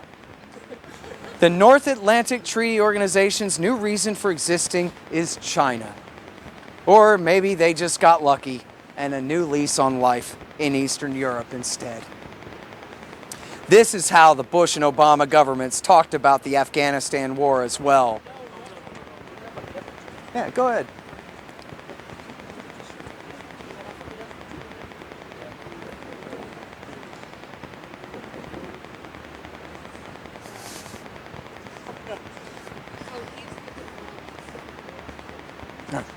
This is how the Bush and Obama governments talked about the Afghanistan war as well. It was a, quote, team-building exercise, end quote, for the Atlantic Alliance. In other words, these policies exist because all the vested interests want to stay paid without having to get a real job. It is understandable, but unacceptable. Americans caught off guard by all the big news recently might have no reason to believe that the U.S. could be unreasonably instigating a conflict here. But the blogger Bernard from Moon of Alabama recently pointed to an important study by the Air Force's RAND Corporation think tank titled, quote, Extending Russia, Competing from Advantageous Ground, which recommended a nearly endless list of provocations against a presumably weak and helpless Russia. Providing arms to Ukraine, increasing so-called support for the rebels in Syria's Idlib province, madness, treason, promoting regime change in Belarus, exploiting tensions in the South Caucasus Mountains, reducing Russian influence in Central Asia, and, quote, challenging Russian influence in Moldova. As Bernard points out, the Biden administration has largely pursued the agendas laid out in the RAND document, observing that the official demands of the attempted revolutionaries in Kazakhstan last January include withdrawal from all alliances with Russia and the effects of the U.S. Embassy and National Endowment for Democracy to support, efforts of the U.S. Embassy and National Endowment for Democracy to support anti-regime forces there. He inferred that the U.S. and its allies were playing a role in the short-lived violent uprising and correctly predicted that the effort would backfire and, quote, strengthen Russia. In fact, Russian troops did intervene, quickly crushed the insurrection, and withdrew, now with the government of Kazakhstan more dependent on them than ever before. Or, I don't know, ever before. Recently, anyway. Ukrainian President Vladimir Zelensky visited Washington in September 2021 and asked to begin negotiations towards Ukraine's admission to NATO. This may have been the final straw before President Putin began to build up his forces at bases adjacent to Ukraine last fall. Putin proposed a treaty stating that Ukraine will not be brought into the alliance, that the U.S. promises not to station troops or offensive weapons there, to revive the INF treaty, and for the U.S. to withdraw its military footprint in NATO member nations in Eastern Europe, as the Bill Clinton administration had promised not to do when embarking on the expansion project in 1997. Putin knows the U.S. will not agree to these terms, but he knows the U.S. will not seek to integrate Ukraine into NATO in the medium term at least. Biden said repeatedly he does not seek to integrate Ukraine into the alliance or station missiles there, and in his written response to Putin, offered serious guarantees that the U.S. will not deploy Tomahawk cruise missiles to Romania and Poland, even with the INF treaty now being dead, including a new verification regime. On both of these points, Putin had already won. But apparently, the Americans' childish stubbornness on the issue of supposedly allowing Russia to, quote, close the door, end quote, on another country's ability to join NATO, the situation in the Donbass, and the failure of the Kiev government to fully implement the Minsk II deal of 2015, which would have ended the fighting, given the Donbass increased autonomy, and also veto power over the foreign policy decisions of the government in Kiev, was too much. On Monday, the 21st of February, the 8th anniversary of the 2014 coup against Yanukovych, Putin announced he was recognizing the so-called independence of the two breakaway provinces of Donetsk and Luhansk and began marching his so-called peacekeepers in. At the time I'm giving this talk, on Saturday, March the 5th, the Russians seem to be in the process of conquering the entire country. In his statement Monday, Putin certainly made an argument broad enough to justify seizing the entire nation of Ukraine and integrating it into the Russian Federation. As I said at the beginning, it is not clear what his goals are at this point. In a way, Putin's absorption of the Donbass is actually a major loss for Russia. It made more sense to leave that strongly pro-Russian population inside Ukraine, to at least possibly one day again serve as a balance against the Western Ukrainian nationalists. That seems to have been a major part of why he did not incorporate the Donbass back in early 2015 when they had voted to ask to join Russia. Now that Putin has taken them away from Ukraine, he has strengthened the hand of his opponents. Now it seems he has escalated to full-scale war in an attempt to solve that problem. After all, war is a government program. So far, the U.S. and its allies have launched an all-out diplomatic and economic war against Russia in response. What future demands will he issue? What will the West's and NATO's reaction be? I hate to consider it. Biden has sworn the U.S. will not fight for Ukraine, but they would still escalate the economic and diplomatic war to a point it could break out into a real war with NATO anyway. The Germans have already announced the cancellation of the Nord Stream 2 pipeline, and all of the Western nations and our East Asian allies have all announced a massive new round of sanctions against Russia. Biden has increased troop levels to the Baltics, though thankfully still not above decorative levels. It doesn't have to be this way. The U.S. should send someone capable, if the Secretary of State isn't up to it, to hammer out a deal. Retired U.S. Army Colonel Douglas McGregor, an expert at the top of his field on the question of how to fight a war against Russia in Eastern Europe, if it ever came down to it, he says that he is proposing a deal recognizing Ukrainian neutrality and the scaling back of U.S. and other NATO forces in Eastern Europe in exchange for Russia staying east of the Dnieper River, which divides Ukraine approximately in half. At this point, That would mean that the Russians would have to withdraw from Lviv, Kiev, and Odessa. Either way, it shows that this is a peripheral interest to America at all, while it's obviously central to Russia's policy. Okay, take half, but no more. And we will pull back our military presence in Eastern Europe because the Russians really do have a point. That putting them, really do have a point, I screwed that up, I don't know, does not guarantee, that putting them there does not spread peace and security, but suspicion and destabilization. So far, it looks like the U.S. is making little to no diplomatic effort to negotiate an end to the conflict. So what's it all about? Well, it isn't the threat of Soviet communism, dead and gone 30 years now. Putin is correct when he consistently refers to America as Russia's partners. In 2021, the U.S. imported somewhere around 20 million barrels of Russian oil and gas per month. And even now, the Biden administration is postponing those sanctions. We're still importing Russian oil and gas right now. And we should be. And I swear this is true. 2 weeks ago today, the U.S., Russia, and Ukraine successfully launched a rocket and satellite into orbit together. A Russian rocket, a Ukrainian motor, and an American satellite. 2 weeks ago. Again. And it isn't about containing Russian aggression, which exists only in the minds of their aggressive accusers. Russia's entire GDP last year was $1.5 trillion. Well, when you include the VA and Energy Department's care and feeding of the nuke stockpile, the U.S. spends $1 trillion per year on the military. Russia spends $60 billion.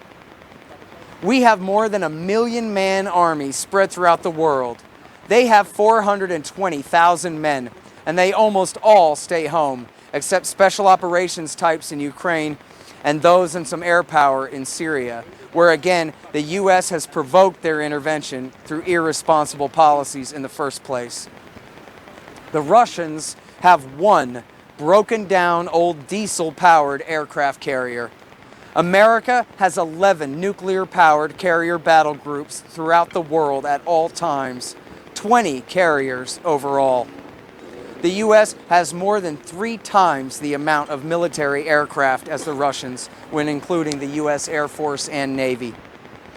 But Congressman Adam Schiff from California says we have to arm the Ukrainians so that we can fight the Russians over there, so that we don't have to fight them over here.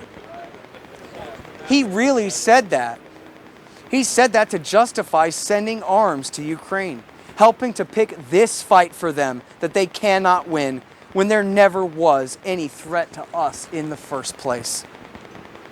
Well, so far, Putin has absorbed the Donbass region in the far east of Ukraine in the name of recognizing their independence, at least from Kiev.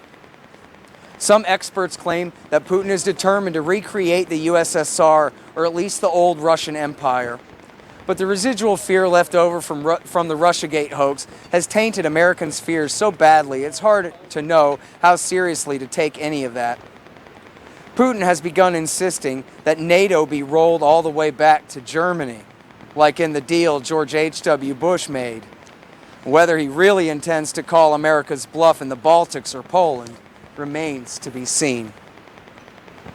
The man has been president of Russia for 20 years, virtually uninterrupted, and up until now betrayed no intention of going this far. Again, in February 2015, the Donbass voted to join Russia and Putin told them no.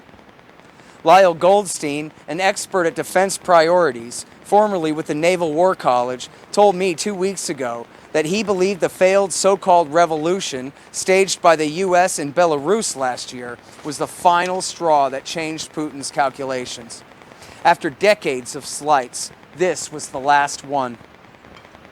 In his speech last Monday, 2 Mondays ago, February the 21st, when Putin announced his government's recognition of the so-called independence of the Donbass region, Donetsk and Luhansk, he again complained in quite explicit terms about Gorbachev's decision to allow independence not only for the Warsaw Pact states, but also for the former so-called republics, the Baltics, Latvia, Lithuania, and Estonia, as well as Belarus and Ukraine, leaving ethnic Russians behind and allowing for security threats on their borders.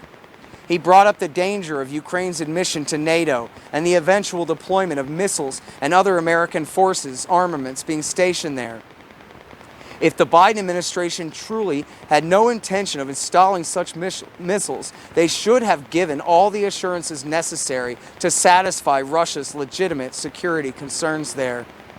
Again, not that it justifies what Putin has done here or the worsening problems that are almost certain to come from it, but many of his worst accusations about the actions of the U.S.-led West in Ukraine were true, including the breaking of Bush Sr.'s no NATO expansion promises, CIA support for the bin Ladenite terrorists in Chechnya, Libya, and Syria, and the war against Serbia to break off Kosovo, the disaster of Iraq War II and Bush's withdrawal from the anti-ballistic missile treaty, dual-use launchers at anti-ballistic missile sites in Eastern Europe, the 2014 coup and the subsequent and ongoing war in the East, including U.S. training for fighters, all the American and Allied arms and advisors in the country since 2014, and cooperation with the U.S. Navy that he says puts the Russian Black Sea Fleet at risk.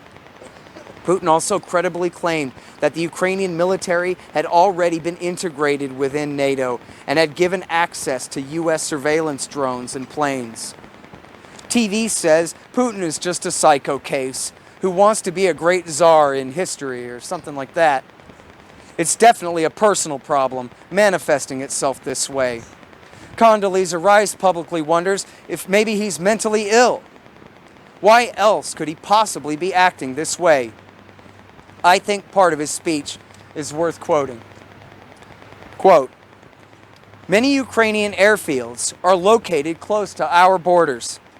NATO tactical aircraft stationed here, including carriers of high-precision weapons, will be able to hit our territory to the depth of the Volgograd, Kazan, Samara, Astrakhan line.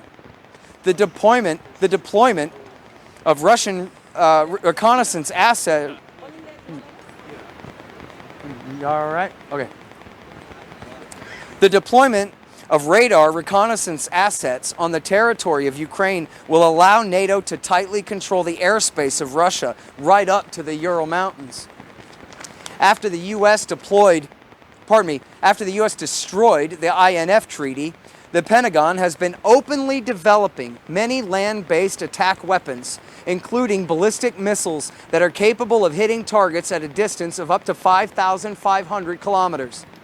If deployed in Ukraine, such systems will be able to hit targets in Russia's entire European part. The flying time of Tomahawk cruise missiles to Moscow will be less than 35 minutes. Ballistic missiles from Kharkiv will take 7 to 8 minutes, and hypersonic assault weapons 4 to 5 minutes. It is like a knife to the throat. End quote. Sounds like some pretty specific security concerns. Either way, this all provided Putin a compelling narrative to his domestic audience that Ukrainian independence was a mistake because it just cannot be without the West taking it over. Purposely echoing the arguments of Bill Clinton, George W. Bush, and Barack Obama, Putin invoked an illusory nuclear weapons threat. Quote, "weapons of mass destruction," end quote, from Ukraine, and his determination to protect the people of the Donbass from so-called, quote, genocide, end quote. He claimed that Ukraine had been reduced to a colony with a puppet regime by the United States. And again, he essentially argued that he would be justified in conquering the entire country. Again, I am not saying his actions are reasonable. They are not. But his argument is rational, if angry. More substance than bluster. Biden has said repeatedly that the U.S. has no intention of inviting Ukraine into NATO anytime in at least the next 10 years.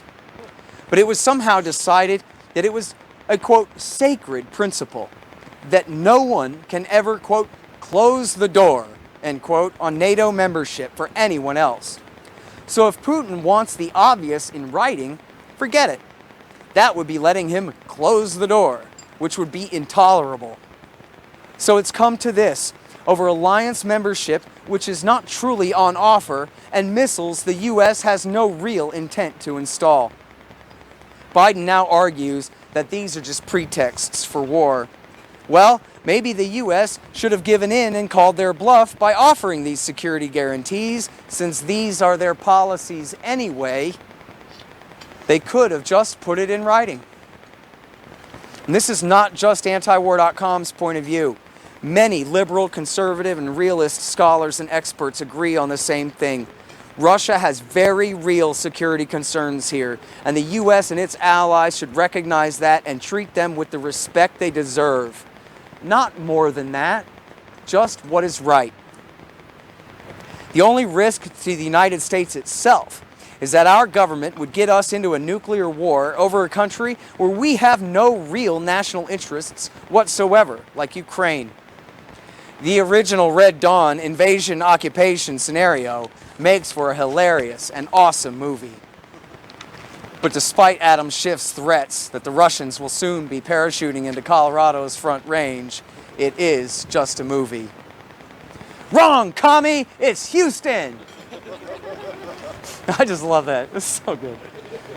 Speaking of the Wolverines, what will the U.S.-trained neo-Nazi-infested stay-behind militias and saboteurs accomplish against Russia? Will the U.S. and its allies provide them safe haven in Poland from which to fight?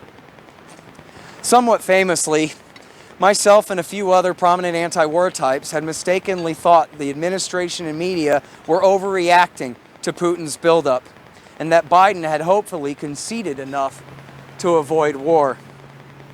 Though it is not certain, I am beginning to believe that my mistake was in, even after everything we've been through, not immediately presuming the worst about the U.S. government, that they really did want this to happen.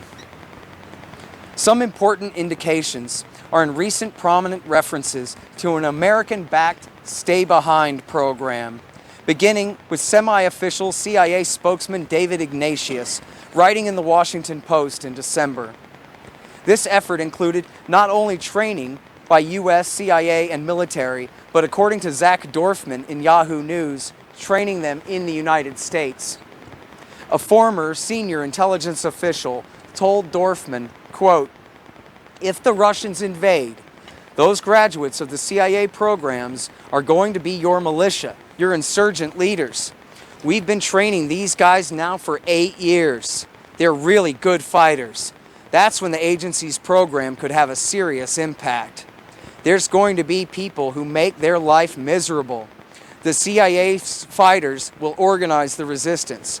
All that stuff that happened to us in Afghanistan, they can expect to see that in spades with these guys." End quote. Biden's national security advisor Jake Sullivan's statements seem to indicate a possible plan to bait Russia into this war, to bleed them dry in the Afghan style. Irony is not their strong point. Sullivan told CBS News, quote, "Well, what the president has said is that we will continue to support Ukraine even after an invasion begins. And I'm not going to get into the specific details of what that will look like, but it is one of the 3 fundamental elements of our response." End quote. On January 14th, the New York Times ran a story called, quote, "U.S. considers backing an insurgency in Ukraine."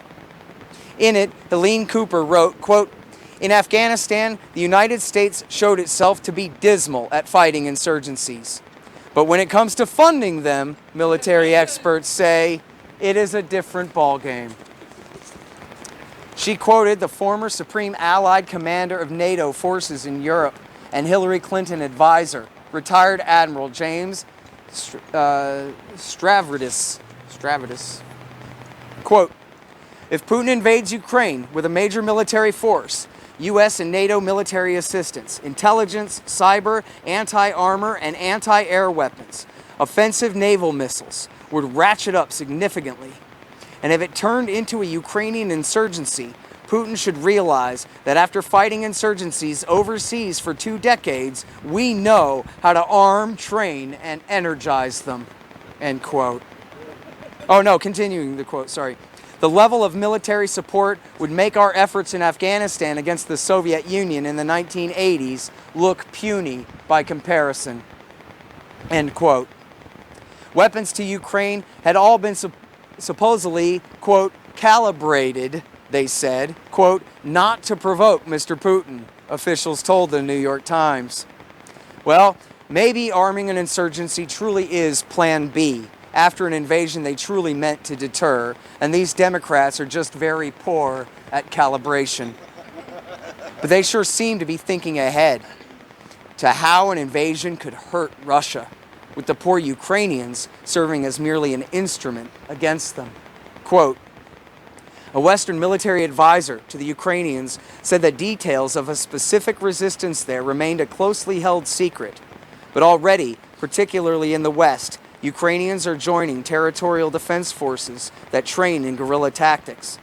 The Biden administration and its NATO allies want to capitalize on any distaste the Russian body politic might have for troop casualties, U.S. and European officials said in interviews, end quote.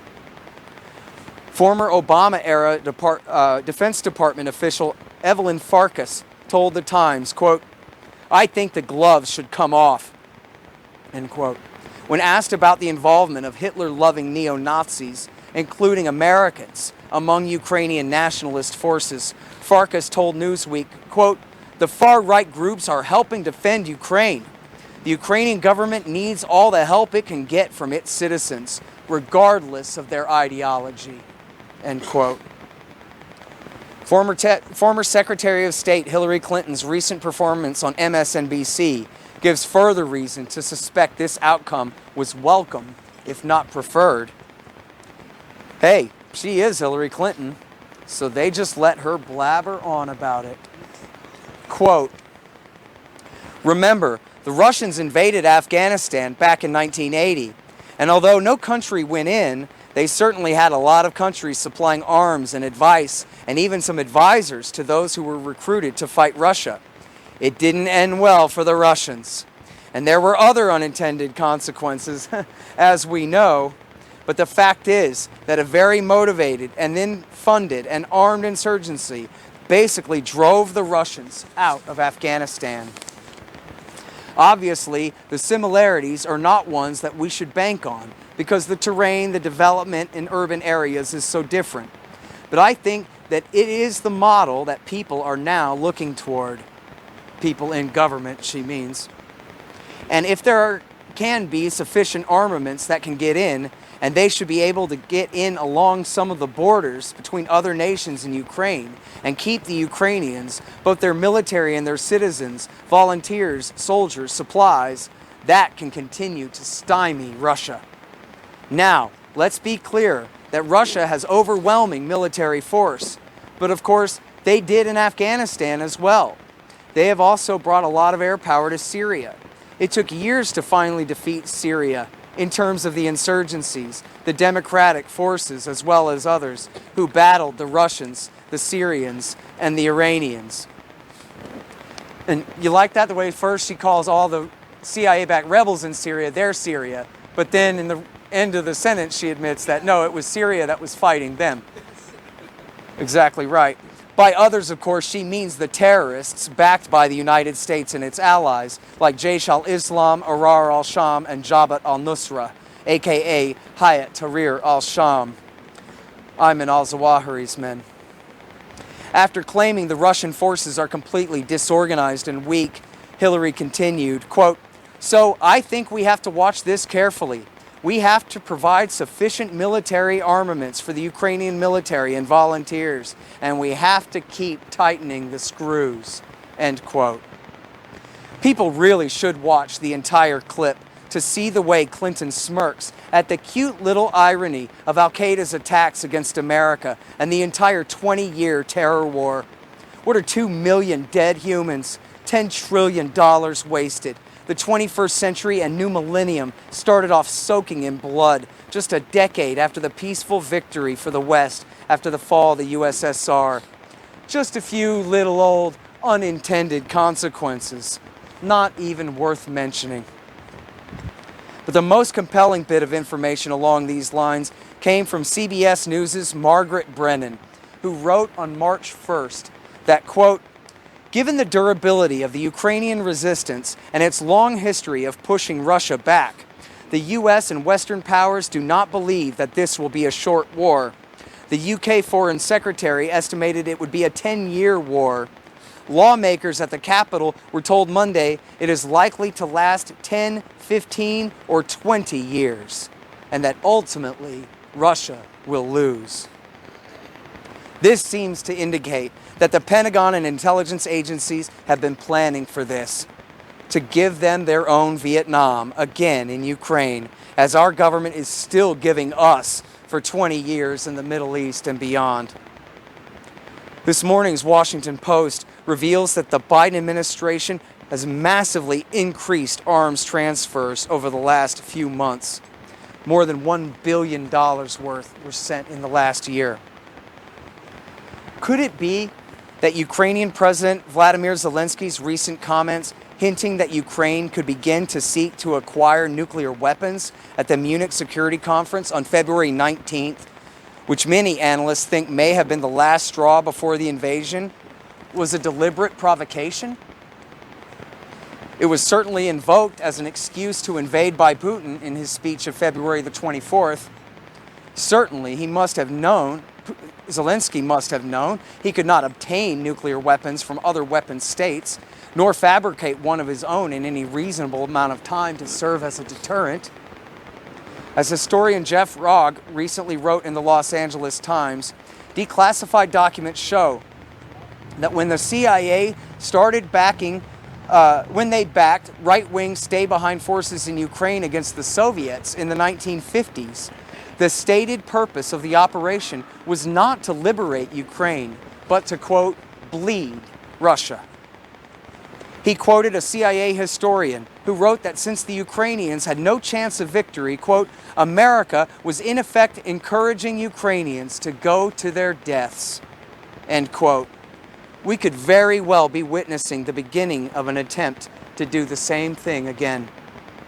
Quote, the CIA's recent experience in supporting and fighting insurgencies in Afghanistan, Iraq, and Syria prepares it well for opposing Russia's modern conventional forces, former CIA officer Douglas London wrote in Foreign Affairs in February. Instead of looking to negotiate an early end to the war, the U.S. foreign policy establishment would prefer to see an endless insurgency against Russia in Europe, if barely. A whole new wave of weapons is now flowing into the country from the United States and its allies, reportedly hundreds of millions of dollars worth so far. No one, actually billions going back, no one on the American side is talking about negotiating a long-term peace. All we hear is talk of supporting this new cross between the Galatian SS and the Mujahideen, quote, to kill Russians, end quote, as a CIA official told Yahoo's Dorfman. Why is the U.S. government taking such risks? It's the money. As Richard Cummings did such a great job explaining in his 2007 article, Lockheed Stock and Two Smoking Barrels, the 1990s era U.S. Committee to Expand NATO was a project of Lockheed Vice President Bruce Jackson. The whole thing was just a racket for selling jets, either directly to the Eastern European states or, failing that, to force the American taxpayer to pick up the tab for them. The military-industrial complex President Ike Eisenhower helped build and then warned us about has completely captured our government, in alliance with foreign states in the Middle East and Europe. A fun anecdote about that: back in the spring of 2014, Harper's Magazine reporter Andrew Coburn reported that he had a source who had been at a big party in Crystal City, outside of Washington, D.C., an area heavy with military contractors and lobbyists, when it was announced that the Russian sailors were leaving their bases and seizing the Crimean Peninsula. They all started laughing and cheering and celebrating. Forget patrolling Pashtun peasants in Paktika. A massive buildup against the renewed Russian threat was exactly the conflict these men were looking and hoping for, threatening the future of our entire species so that they can keep making money for nothing. You'll note that while the Army and Air Force focus on Eastern Europe, the Navy and Marines are more concerned with implementing their air-sea battle doctrines in East Asia, while the Special Operations Command is doubling down in Iraq, Syria, Somalia, Libya, and on into West Africa. What accounts for the different services' perception of the threats facing America? It's all in the game. The entire U.S. military is, as they themselves call it, a self-licking ice cream cone, dedicated to its own perpetuation at any cost, and conveniently, continually creating the disasters which are said to require their next intervention. Full spectrum dominance is a government program. As such, it is the means and the end in itself. Of course, we shouldn't sell the American foreign policy establishment too short. They are not only greedy, but seem to truly believe their own public relations about how smart and moral and exceptional they are.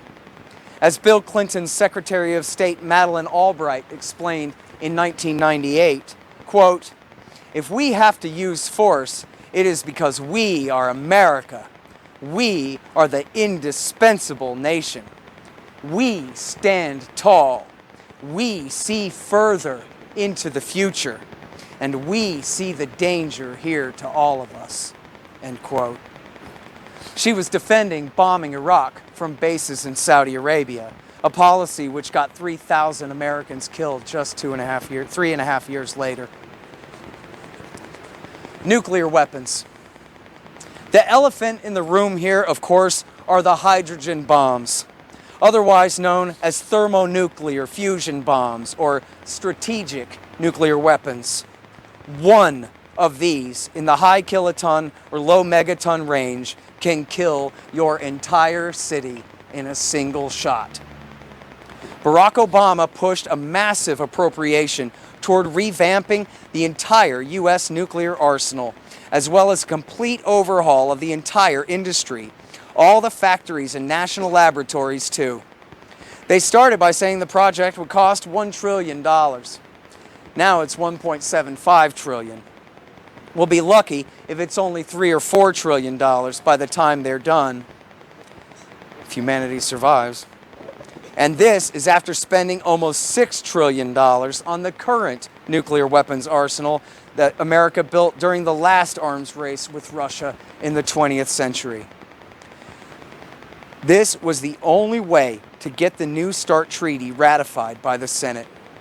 The Nuclear Weapons Caucus's financial needs must be satisfied for us to have any limits on overall stockpiles and deployed nukes at all. Much of the time, if you listen to the DC wonks talk about it, the H-bombs just go without saying. Of course, everybody knows that both sides are armed to the teeth with them still, but so then their part in the story remains unsaid, leaving entire plans and discussions about war revolving around the idea that we could really just fight a conventional war with Russia, like in some fantasy of a junior tank officer or a stay-at-home PlayStation general. But both sides still have approximately 2,000 nuclear and thermonuclear bombs deployed, with approximately another 4,000 in reserve each. Possibly even more dangerous than the mostly dormant stockpiles of the multi-megaton city killers are the new dial-a-yield bombs, capable of being detonated at so-called usable, low-yield strengths in the tens or even single-digit kilotons. They also come with new and improved proximity fuses that make them far more accurate. This might sound like an improvement, but at the same time, it makes the actual use of these weapons seem far more plausible to the men in control of them. It was only just announced 2 years ago that the first of the new generation of these nuclear missiles have been deployed on U.S. submarines. The Americans have a theory that the Russians' new military doctrine in Europe is to, quote, escalate to de-escalate, That is, in the event of war, to use one small nuke to dissuade any further escalation by our side. But the U.S. wants the Russians to know that that won't work. The U.S. will escalate back, not disengage. To drive this point home, a story was leaked in 2020 about a war game which included the use by Russia of a low-yield nuke under their alleged new doctrine. So, in the simulation, Secretary of Defense Mark Esper immediately nuked them right back. Hans Christensen from the Federation of American Scientists said this leak was also a public relations stunt to get Congress to fund the new submarine-launched low-yield cruise missile. By the way, in Andrew Coburn's book Rumsfeld, His Rise, Fall, and Catastrophic Legacy, he describes how the former Secretary of Defense, filling in as the president while playing continuity of government games in the 1990s, would always blow up the world. Every chance he got. Even when the game was designed to provide off-ramps from full omnicide, Rumsfeld still went for it every time. In real life, this type of exchange, beginning with so-called tactical nukes, would almost certainly devolve into general nuclear war and the destruction of the Northern Hemisphere and the starvation of billions more, as a war simulation carried out by Princeton University demonstrated in 2019. And people who survived would have been set back, any people who survived would be set back centuries. Even an extremely so-called limited nuclear war, such as between India and Pakistan, could kill as many people as all who died in World War II in a single day. The soot from the fires, rising high above the clouds where it cannot be rained out, could be enough to darken sunlight enough to cause nuclear winter and massive global crop failures and the deaths of billions. And for what? To keep Russia from occupying Lviv, Tallinn, or Vilnius? Cities most Americans have never heard of before in their lives? In another recent DoD exercise, Russia nukes Ukraine first, and the U.S. responds by nuking their ally Belarus. Who comes up with this stuff? If you want to know how crazy America's nuclear weapons policy really is, please read The Doomsday Machine by the great Vietnam War whistleblower Daniel Ellsberg, leaker of the Pentagon Papers. He was also a nuclear war planner and has some serious things to tell you in there. For one example, back in the 1950s, the one and only nuclear war plan said that in the event of a crisis with the Soviets in, say, West Berlin, the U.S. would nuke every single city in the Soviet Union and China. Though that was revised somewhat by Ellsberg himself in the Kennedy years, anecdotes since that time are not reassuring. Old iron ass Dick Cheney, as George Bush Sr. called him, was said to be astonished and disturbed when, as Secretary of Defense in the Bush Sr. years, he was shown a simulation of a U.S. nuclear war against Russia, which included scores and scores of strikes on Moscow, long after it would have ceased to exist. Quote, Moscow slowly turned into a solid red, covered over and over with ludicrous targets, end quote, a witness later said. Quote, Cheney started squirming around and finally asked one of his military aides, why were we doing this kind of thing? End quote. Well, you see, every service wants 2 cracks at every target, because what if the first shot is a dud? Better make it 3 Air Force gravity bombs, 2 ICBMs, 2 Tomahawk cruise missiles, and a couple of sub-launched Polaris missiles at this one radar station at the edge of town, just to be sure. And every new weapon invented and deployed is added to the list, while the old ones remain. Year after year, it adds up to just comic book crazy scenarios, such as nuking cities full of people, and then the empty craters over and over and over again. As Ellsberg recounted, when he left his first viewing of Dr. Strangelove, he and a Rand Corporation colleague said to each other, "That wasn't satire, that was a documentary." It seems crazy and alarmist to even consider. After all, what could we really have to fight about with Russia that's now more important than all the crises of the first Cold War era? But it is crazy, and that's why we should be alarmed. And we should do everything we can to shout down those ignorant TV slogan shouting mina birds in our communities who have climbed on board the bandwagon on this. It's no different than the demonization of any of the U.S. government's enemies here and around the world. Virtually the entire popular narrative is fake. The older generation is used to hating Russia, and the young have been sold a line about Russian aggression throughout Eastern Europe for years now. And of course, the Russiagate hoax and the dastardly Putin inflicting Trump upon our land, which has seemingly forever damaged the brains of America's Democrats. But the USA, not Russia, is the world empire, and it shouldn't be. Primacy in the old world is a fool's errand.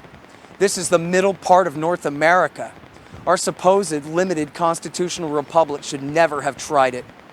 And while it's possible that economic catastrophe could end our era of attempted predominance before a nuclear war does, it seems that the more responsible course would be to recognize the self-destructive nature of our current policy and just call it off now while we're still ahead. Even Victoria Nuland's husband, Robert Kagan, author of the doctrine of so-called benevolent global hegemony, admitted in the Washington Post the other day that the unipolar moment is truly over now. The former power disparity between the U.S. and the two major independent powers of Russia and China has now begun to shift back. Quote, "It is time to start imagining a world where Russia effectively controls much of Eastern Europe and China controls much of East Asia and the Western Pacific.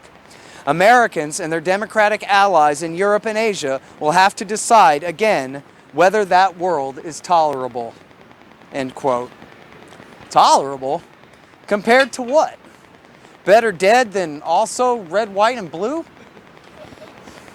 Sorry, y'all, I'm almost done. It says that right here. Sorry, I'm almost... Strobe Talbot was Bill Clinton's roommate at Oxford when they were Rhodes Scholars, and later became his national security advisor, and eventually became one of the biggest promoters of NATO expansion inside the Clinton administration in the 1990s. In 2018, a New York Times reporter went to see Talbot to ask what went wrong with the American-Russian relationship. Talbot conceded that NATO expansion has been provocative, but argued in his own defense that, quote, "If the leadership of a country has any view but the following, it's not going to be the leadership of that country for very long. And that is, we do what we can in our own interest." When it came to NATO expansion, Talbot asked rhetorically, quote, "Should we have had a higher, wiser concept of our real interests that would require us to hold back on what many people would say is our own current interest?" End quote. It is just a simple matter of time preference. Should we worry more about angering and provoking Russia, ruining our new friendly relationship, and risking going back to the bad old days of the Cold War, or worse, 24 years from now? Or should we worry about collecting Polish votes and Lockheed dollars today? To us, the answer is obvious. To them it is too, but they get it wrong. It never had to be this way.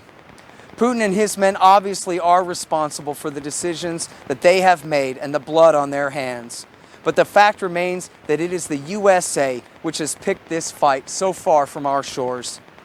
And it seems the establishment is going mad with frustration over the crisis they have created. Richard Haass, the president of the Council on Foreign Relations, and Benjamin Wittes of the Brookings Institution have both publicly threatened regime change in Moscow in the last week. Republicans and Democrats of all descriptions are demanding no-fly zones over Ukraine. an escalated intervention against Russia there. The lesson of what can happen when the U.S. does so seemingly completely lost on them. Biden and the Pentagon so far are more reluctant. Of course, in the current political climate, any statement or position that challenges, Of course, in the current political climate, any statement or position that contains anything better than the most overly simplistic, other side bashing, fear-mongering point of view is spun from on high as not just pro-Russian, but also, quote, obviously secretly controlled by Russia.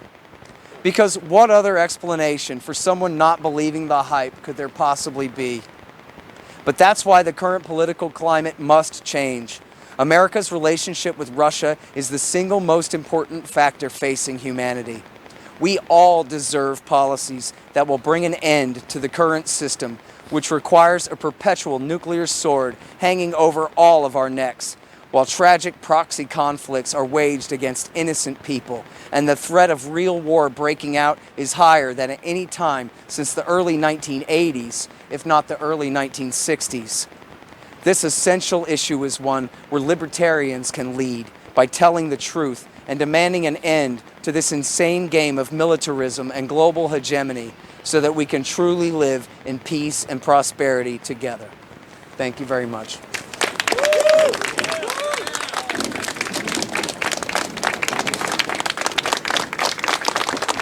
Thank you guys, appreciate it.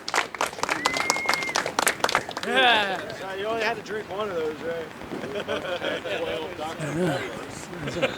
I came over prepared in more ways than one. I want to thank Scott again. That was wonderful. Most of us has probably grown up pretty anti-war, hopefully. I'd like to thank Scott again. Most of us have grown up pretty anti-war. But, you know, somebody who has that much knowledge and experience, it's really a learning experience. And that's just something you can't even put a price on in today's society of misinformation and all this and that. Now, typically I would field questions, but it's outside and it's getting late. And I got books to sell. And he's got books to sell. But, yeah, I'm gonna read the whole thing out loud right now if you don't buy them all. But if you are interested, Scott, we could take this over to the Barrel House down the street if you would like to be in a more intimate atmosphere. Well, what's the time and how late do they close? Because I'd like a fajita if it ain't too late. Yeah, sure. Are they? We'll get Scott something to is their eat. kitchen still open here? Yeah, their kitchen's still open. We'll give him a minute to get something to eat. We'll do that. Yeah, let me get some fajitas and sign some books, and then I'm down for whatever you guys want to do. All right, sounds good. Okay. But they're all inside. I think they did a wonderful job. Hey, thank you all very much for your patience. That's really kind of you. Oh, yeah, can you hook me up beef fajita tacos? Be good. Yeah. What do we got to do to get a book? Over here, $20. Did you get the Venmo or Cash App? I do. I have a... No, it's not the Gray Zone. It's on his Substack. But if you look at my Twitter feed, I just retweeted one of my last few tweets. Excellent new Aaron Mate about the coup of 2014. And it's really fucking good. So, just for not from I really need to expand that part of that before I publish that thing as a book. I really need to expand that part of the story about the coup. But what happened was this: the leader, the elected president, free fair election in 2010, Yanukovych, was supposed to sign a deal with the European Union, and he shows up I'm pretty sure it's early October or November. No, it's like early November. He shows up at the meeting, and they changed the deal on him. And they said, now if you want to join the deal, you're going to have to do these austerity measures, meaning raise the age of Social Security pension payments and cut the amount of payments and all of this shit. Cut all your costs and take out a giant loan from the IMF. And then Putin on the other side was saying, oh, and you can't be in an economic union with Russia. You can only be with the EU. And if you go and make another deal with Russia too, then this deal's canceled. So they're driving a hard fucking bargain. Now, it could be that they wanted this to fail. I think it probably was, that this was the setup. They were like giving him one last chance, but deliberately making it in a way that they knew that he would react against it. So what happened was, he had a funny quote. Yanukovych said, I feel like a bride who just showed up at her wedding to be greeted with a prenuptial agreement, And now I'm kind of not in the mood. I'm not so sure I even want to marry you anymore after all, you know? Right. Something like that. So then once he refused the deal and took the $15 billion loan from Russia, or I'm not sure if it was the loan or not, but that was when the Maidan protest movement broke out in the town square there in Kiev, the Maidan they call it. Right. So, you know, essentially all the different groups there were backed by American money, one way or the other. Right. But there are hardcore right-wing nationalists in Ukraine, where in America now, anybody right of Angela Davis is called a Nazi or whatever. But these guys are actual Nazis. They're, in many cases, the actual grandsons and great-grandsons of the Galatian SS that fought for Hitler in World War II and perpetrated the Holocaust against Jews and Poles there. And their hero is this guy Stepan Bandera, who was the leader of the Ukrainian division of the SS during the war. And yeah, one time he had actually fought on the Russian side as well. It's pretty lame to be stuck in Ukraine between Hitler and Stalin. So people were being... I'm sorry? What do they advocate? Well, first and foremost, to limit Russian influence in the country. Now, the actual Nazis, I don't think really give a damn about joining the European Union. Right. But if that's a means to staying out of Russia's orbit, then I think they were willing to accept that. For example, right now, they have essentially a neoliberal, Democrat, Jewish president who's installed in the country by America. And they all tolerate him, even though he's Jewish, and they're a bunch of Hitler-loving Nazis, because right now it's serving their interests, because the fact that he's there means that he can acquire all these weapons from the Americans to give to them to use against the Russians. So he's the moderate rebel, and they're the jihadists who are actually doing the fighting. I'm skipping ahead in the story, but in the coup of 2014, right. It was the Nazis on the street who actually did the putsch and overthrew the government. There was the protest movement broke out in November, it lasted through December and January and into February, and then on February 20th, 21st, the right sector, which is one of the most prominent of the Nazi groups there, hired snipers to come out and start shooting innocent people in the crowd as a false flag attack. And that heightened all the tensions and the level of emergency. Right. And then the European Union and the Americans came in and told Yanukovych, you have to sign this deal. I guess the European unions were playing good cop to our bad cop and telling Yanukovych, you have to sign this deal which says there'll be new elections in March and you'll pull the police back. And then the protesters, they'll call off the protest. But of course, that part didn't happen. The right sector just seized all the buildings, and C-14 is meaning 14 words of the white supremacists. They just seized all the buildings and ran the guy out of town. So it wasn't a bunch of liberal union workers or college students or whatever who did the putsch. It was the neo-Nazis in the street that did it. And then on the intercepted and leaked phone call from 2014 from earlier in February, 2 weeks before the coup, apparently the Russians intercepted and leaked this phone call, put it on YouTube, of Victoria Nuland, the same lady who's in charge of Russian policy right now, on the phone with Ambassador Jeffrey Pyatt, the ambassador to Ukraine, and they're plotting the coup. And we know they're plotting the coup because she's saying, Yats is the guy I want to be prime minister, and then 2 weeks later, Yats is the guy who's prime minister after the coup takes place. And she's saying, keep Vitaly Klitschko, the boxer, the famous boxer, keep him out of government. He doesn't have enough experience to be in government. We want him to just do public relations on the outside, and we'll have our friend Oleg Tanevok talk to Klitschko a couple of times a week to get him up to date. Well, who's Tanevok? Tanevok is a guy, he put his name in Google Images, and there he is with the Hitler salute and the SS lightning bolts behind him. He's the founder of the Social Nationalist Party. That's as him, the National Socialist. They just changed the order of the word. That's all it was. Right. And it's now called the Svoboda Party. Right.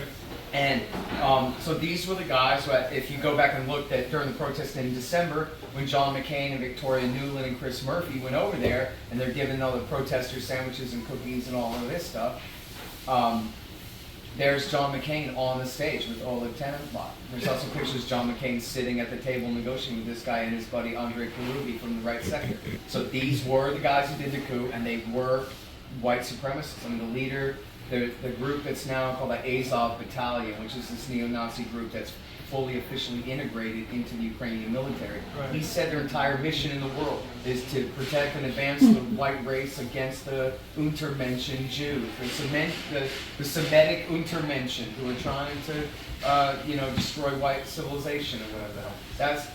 These are the Democrats' guys. Right. When they talk about we're going to back a bunch of stay-behind forces, as to paraphrase them talking about Syria with their bullshit, this is not a bunch of doctors and lawyers and pharmacists and farmers. These are the Bin Ladenites. In this case, these are the Hitlerites. The moderates are sitting at a hotel cashing checks. The extremists are the ones who don't mind dying. And in fact, there's a new article by Max Blumenthal about these Nazis too that just came out.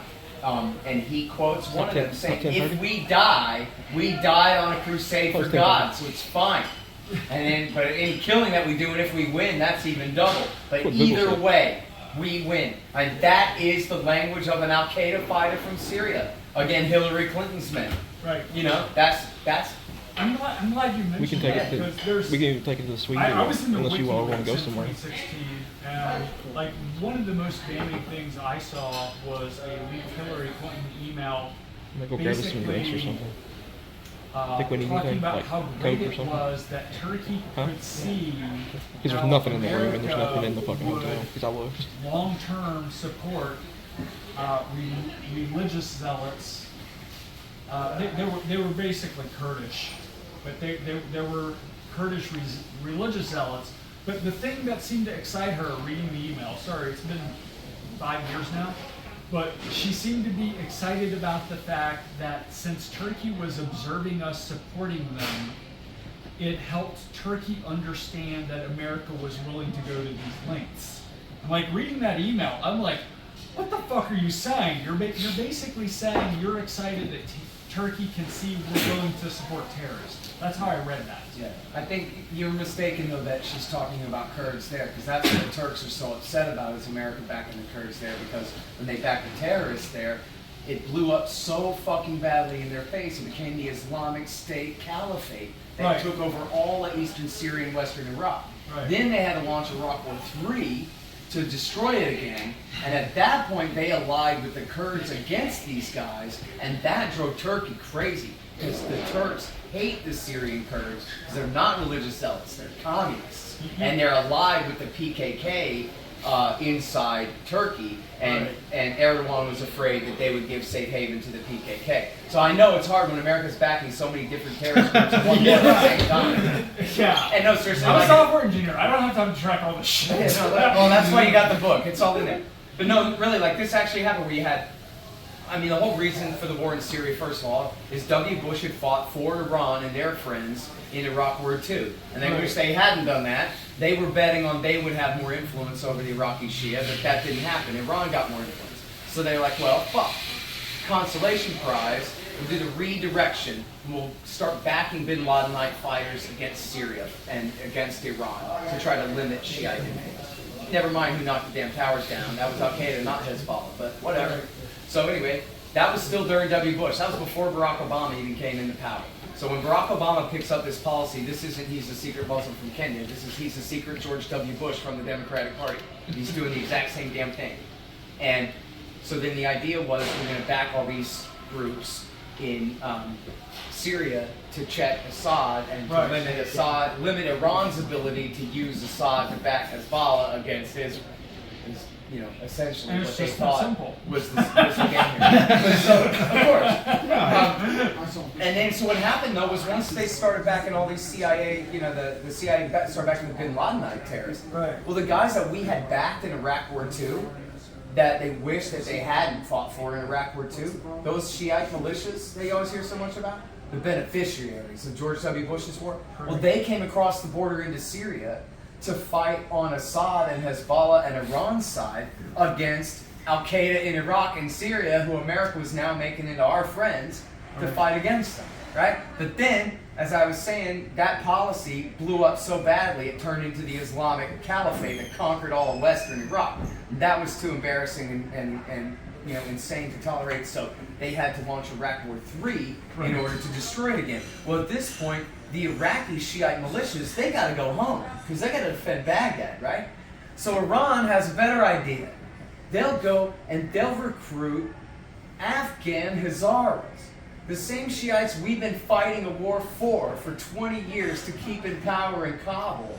Iran goes and recruits these Afghans to come and fight on Iran and Hezbollah and Syria's side on the ground in Syria against the American-backed bin Ladenites. And then, you can't make this shit up, I couldn't, I had to Google it, the Afghan Taliban, who right at the beginning of this policy especially were under pressure from Obama's surge. Right. A lot of them left Afghanistan and went to Syria where they could fight on the jihadist side and with the backing of the CIA instead of under their drone guns. So, And then, as I was saying, like in the point that you brought up, once the shit got so bad that they had to undo it all, they couldn't back the Shiites in Syria, because that was the whole point in the damn first place, right? So even though they're backing the Shiites in Iraq, they still won't go that far in Syria, so they start backing the Syrian Kurds. Right. And at one point you have, on the front page of the LA Times, DOD-backed Syrian Kurds at war with CIA-backed bin Ladenite suicide bombers fighting over the town of Afrin. so That was the Barack Obama's war in Syria. back to Ukraine. And again, because I don't study this stuff all the time, feel free to check the shit out of me. Yeah, that's But- alright. but- You're doing good so far. But to me, like, two images can sum up the hell's going on in Ukraine. Is you look at the two presidential elections before the 2014 coup. And is it 2006 and 2012 or 2005, 2010? I always forget the years. Well, it was 2010, and I'm not sure the one before that. I think forget. it's 5. If it's 2010, I think it's 5 years. I think they're on 5-year election. So there's, and you touched on it, but there's an election that, like, the eastern half of the country kind of votes for the Russian-leaning candidate. The western side of the country kind of votes for the Western-leaning candidate. But it's not that radical. It's like 60-40 or maybe 55-45, something like that. I think that's about right. And then we say that's not. And what happened was the eastern-facing candidate won. Right. And we said no. And that's why I'm saying it though, because he was really not so much as the pro-Russian guy as he was trying to tread a neutral course in Fair between, enough. Fair enough. which is an important point, right? That like, Yeah, fair enough. you know, they had a kind of neutral party there, and that wasn't good enough Right. for the Americans. Right. They needed a puppet in there. Somebody yeah. west-facing. But yeah, so Yanukovych won in 2010, and the EU said that was a free and fair election that he won. Yeah, but the election before that, Uh-huh. it got contested. There was 2 elections before that was contested, 2004. Yeah, That's the okay, one. 2004 Right. is the one I was looking But after that, because And that was- Yushchenko, they put Yushchenko in, and then I'm not sure how he transitioned from Yushchenko to the gas princess. Yulia Right. Tymoshenko was in there for a little Right. while, and then I think she's the one who lost to Yanukovych in 2010. Well, my recollection is if you go look at, and you can see maps on this. If you go look at it's either the 2004, 2005, or 2006. There's like this shift where it's like, you know, like I said before, 55, 45, or something like that. But the candidate who wasn't Western facing won, and we said no, that was a bullshit election. You have to redo it, and we got the Western facing candidate to win. Right. So then, That's five the or- Orange Revolution Right. of 04. 5 or 6 years later, you basically have the same candidates running again, except this time, instead of being like 55-45, it's like 90-10. And it's all along the river. What's the name of the river? Dnieper. So, Dnieper. So you can look on the map, you can look at the election results, and then you can go find the damn river, and you can overlay it on the election results. People east of this river are voting one way. People west of this river are voting another way. This is the same damn river we're talking about with the Russians right now. Just go back and look at the fucking election results. And that's the whole thing. You hear all the time, well, Can't the people of Ukraine choose to join whatever alliance they want? Well, is it the people of Ukraine when America overthrows the democratically elected government twice in 10 years because the wrong guy keeps winning? Right. You know, the wrong guy who doesn't want to join America's military alliance? And how about what if he had won the election, or, for whatever reason, the pro-Western factions had gotten in there? Right. Let's say you have only 45% of the country that don't want to join NATO. Jeez, isn't that a deal killer? Right. Don't you need like something like 90-something% of consensus of your country if you're going to join a military alliance at the expense of the country next door that Right. you're historically tied to? So, enough of this like 51% of the vote shit, right? Like Right. you would need total consensus. And which could never exist because of the exact circumstance that you're talking about. Look, Zelensky, the president, had to learn Ukrainian after he became president because he only spoke Russian. My wife and her family, they're from Ukraine. They only spoke Russian. Right. And that's because of the legacy of the Soviet Union and the way that they did it. But it was like, if you're from the town, you speak Russian. If you're from the countryside in the West, you speak Ukrainian. But like, my wife's auntie knew a little Ukrainian. Her mom and dad don't even know Ukrainian. And same thing with much of the country. And they're from Odessa, which is west of the Dnieper there on the Black Sea. Right. But so, yes, it is extremely ethnically and linguistically divided. And there's a new Right. religious divide, too, where they created a new Ukrainian Orthodox Church as a split-off from the Russian Orthodox Church, which is a big thumb in their eye. And all the leaders of the Russian Orthodox Church had to flee the country to Russia. Which I need to learn a hell of a lot more about that, because that's a huge part of the story, I'm sure. So incidentally, we're debating this tomorrow because there was a motion to divide in relation to the platform committee. The thing to divide was the discussion of free association. He just that wants guy- to swap the word. He just wants the word secession. He wants to put the word secession in. Whether you call it free association or whether you call it secession, we don't need to have that debate tonight. But that's basically what's going on in Ukraine in 2014. Because, you had an election in 2005, 2006. You had external forces meddle in it, say it wasn't legitimate, force it to be rerun so that the external forces got the candidate they wanted. In 10 or 12, whatever the hell it was. Never mind who won. Like, go look at the map. Don't look at who won.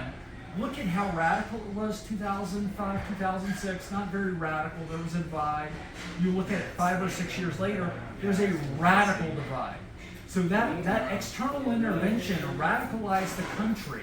And it radicalized the country along this divide of the damn river. And you can literally look at the election results, and you can literally look at the geography and see that.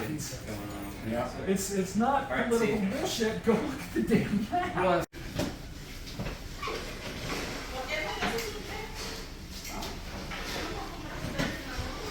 There you go. Thanks, sir.